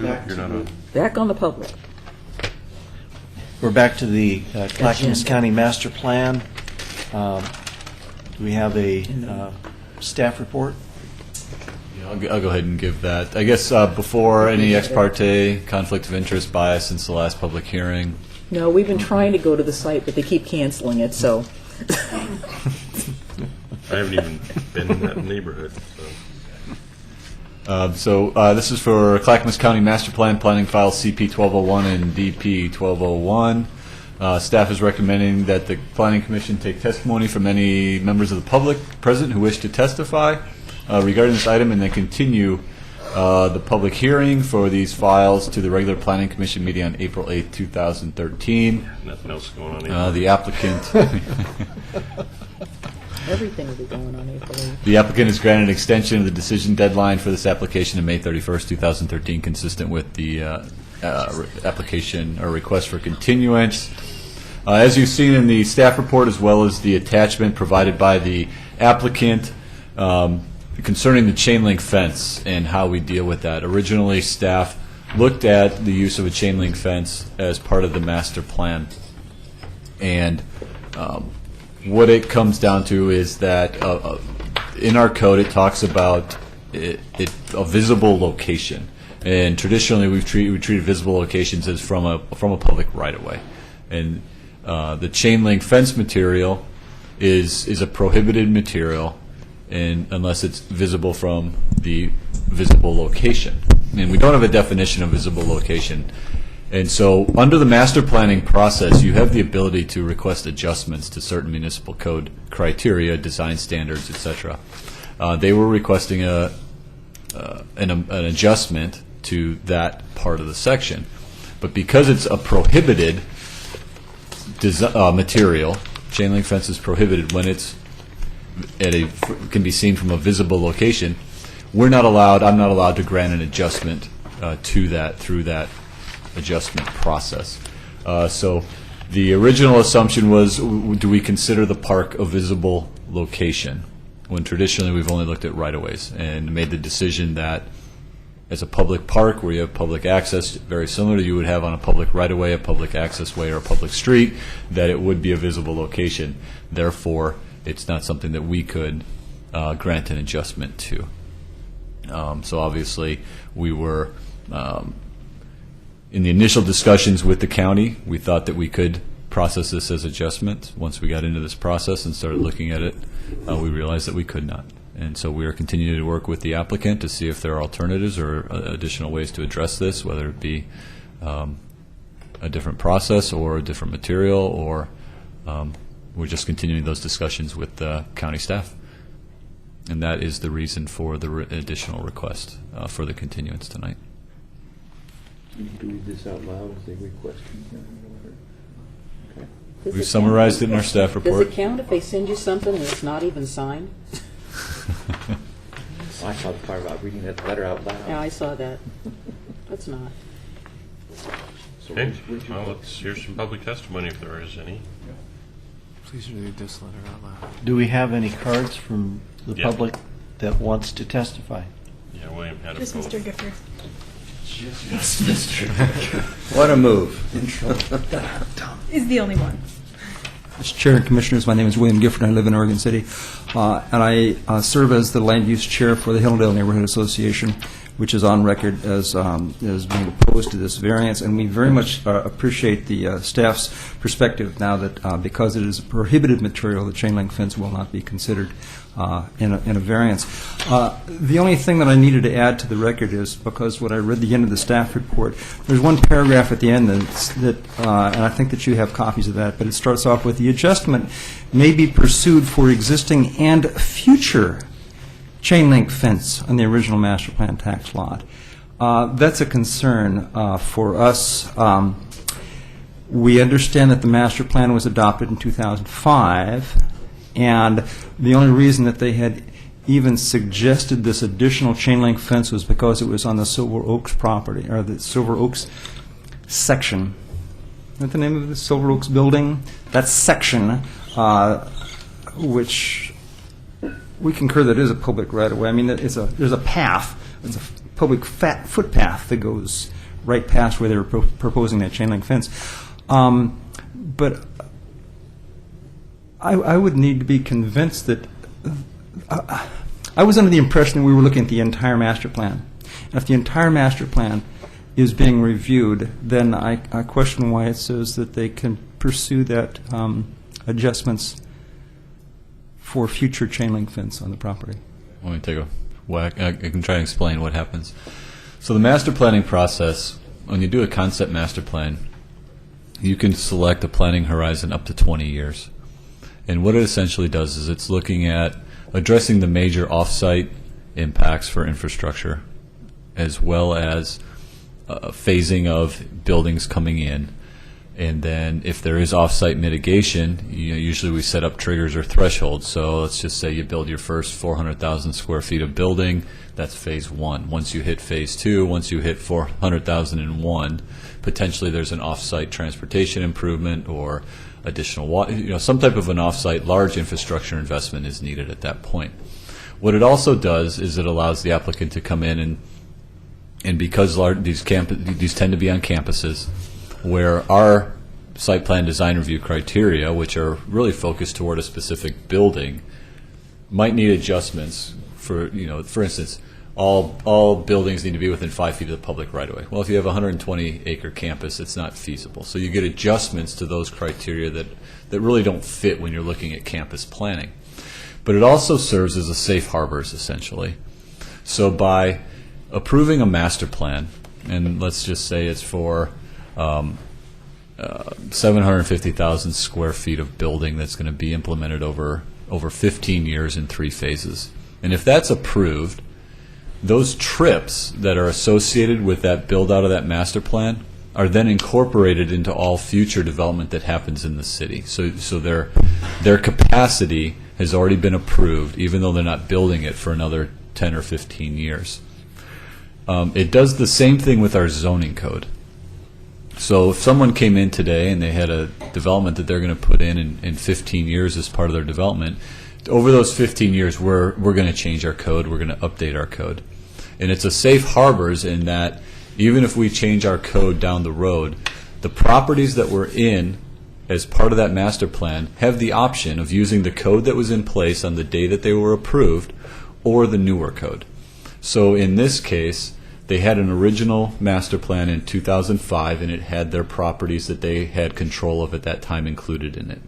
Did not include Silver Oaks. Which did not include Silver Oaks, that's correct. So the properties that were in the original 2005 master plan can use the code that was in place in 2005. And so though in 2005 we did not have a prohibition on chain link fence. Now that we're adding Silver Oaks, that essentially is, if it were approved, would be entitled to the code it was approved under. So you would essentially have 2 different codes on the property. You would have one from 2005 and you would have one from potentially 2013 when it was approved. So that explains. So I misunderstood that we were not permitted to review the entire master plan. Only the master plan as it pertained to the Silver Oaks property? in the aspects of it that they were requesting adjustments to. So it wasn't reopening the entire, like, you know, the phasing plan is essentially the same in terms of, you know, the courthouse is in phase 3 and whatnot. Yes. So I was under the impression that they were also asking to keep some of the other chain link fencing, because I was going to go out and do a tour of those other little locations that they had mentioned in their report. That's what I had in my mind. So it wasn't saying we were opening the master plan, but they were asking about these other areas that they wanted to do something. They wanted to have all the chain Chain link link fence in fence existence grandfathered. no matter what the master plan. Well, So and to part me, of that that's too just part of that too was the barbed wire. Yeah, and that was the barbed wire. So to me, it kind of said, oh, we're reopening that narrowly focused issue with regard to the master plan. Right, and one of the points that I had made was I was reluctant to grandfather in things for 25 years that Yeah. were not in compliance. Yeah, that's you and I and Paul. I think we're in the same Me too. ballpark, and you too. Right. Which essentially they've withdrawn. They've withdrawn that. Correct. So they're going to come back April 8th with an Something. amended proposal. That's the plan. Yes. And I'm And imagining the undersheriff. if they have future applications that would affect their fencing, they would apply for an adjustment. Depends on where it's at on the site and which code it's under. So if it's under the 2005 code, it predates our discussion of chain link as a prohibited material. Well, that's why I was curious about the wording of this. It says the adjustment may be pursued for existing and future chain link on the original master plan. Right, dealing with the barbed wire and that's on most of the fencing out there. It doesn't say that. It just says chain link. It'll be on the record now, though. That's exactly why. Thank you very much. Well, it just says an adjustment may be pursued. It doesn't. They had an adjustment for existing and future fences on the original 2005 piece. But they were thinking about withdrawing that portion. Do we have any other public testimony on this issue? Do not. Okay. So we are voting on the continuance. Okay, Tom, here's your moment. You can move to continue. Do we have a motion? And the motion is to continue this to what date? April 8th. April 8th. I move to continue. I move to continue this to April 8th. My first motion. Second. Moved and seconded? Aye. Aye. Say aye. All right. He said aye. He said Commissioner Guile? Aye. Commissioner McGriff? aye. Commissioner Maybe? Aye. Commissioner Espy? Aye. Commissioner Henkin? Aye. Commissioner Mahoney? Aye. Chair Kidwell? Aye. All right, motion passes 7-0. Tony, do we have any I will communications? keep it brief. Today we had a tour of the Blue Heron site with the Clackamas County Commission this afternoon. The new and improved Clackamas County Commission? Yep. We had four of the commissioners were present. It was a good tour. They were pretty excited about it. We are working on a intergovernmental agreement with Clackamas County for the framework master planning process for the Blue Heron property to have the county bring $100,000 to that process. We're also working on a planning agreement with the trustee, Mr. McKittrick, to bring $50,000 to the planning process. As part of that agreement, it lays out the responsibilities of the city as well as the trustee. So the trustee would also be responsible for agreeing to not abandon the property once we bring a consultant on board, and to not abandon the property until at least April of 2014, unless the bankruptcy court obviously directs him to do so. He would also have the opportunity to sell the property anytime while we're going through this master planning process. The trustee would also agree to sign the land use application for any changes that we make as part of this process to the property. And why that's important is that while it's in federal bankruptcy, the local jurisdiction does not have the ability to change the zoning on the property. So having him to agree to that land use application for the framework master plan, as well as any zoning comp plan amendments that occur, is a product that we wanted and we felt was important to move this forward. The city's responsibility would be to put together the necessary funds to do the planning process, and we would be taking over the lead at this stage of the work on the property. The master planning and visioning would happen out of our office. We'd be the project manager on it. We would manage all the consultants as well as all the funds coming in from the county, Mr. McKittrick. And then we've also submitted a letter of intent with Metro for their third round of construction excise tax money to be distributed, and we've submitted an application for $400,000 from that construction excise tax grant program. And we hope to submit that application. I believe the deadline is it's in mid-late March, and then hopefully we'll hear something by end of April, early May, and then work on the scope of work. Once we have the agreement with Mr. McKittrick, we're going to bring that to our commission hopefully on March 6th for their approval, and then we would be letting out the request for proposals to get the selection process started for the consultants for that work. So that is the main things going on right now. So what if This could all go up in smoke, though, couldn't it? It's a possibility, yes. Part of the, we've got, Mr. McKittrick and I have the agreement written. It was brought to the city commission. They had some questions on it, so we're going to bring that back on March 6th. That's the first step. Then acquiring, obviously the big one would be the agreement, the IGA with the county. We've had good conversations with the county. As soon as Mr. McKittrick's agreement is signed, they're going to take it to their commission for approval, but we've been working with their staff and it's ready to go. We would also be bringing that to our commission for their approval.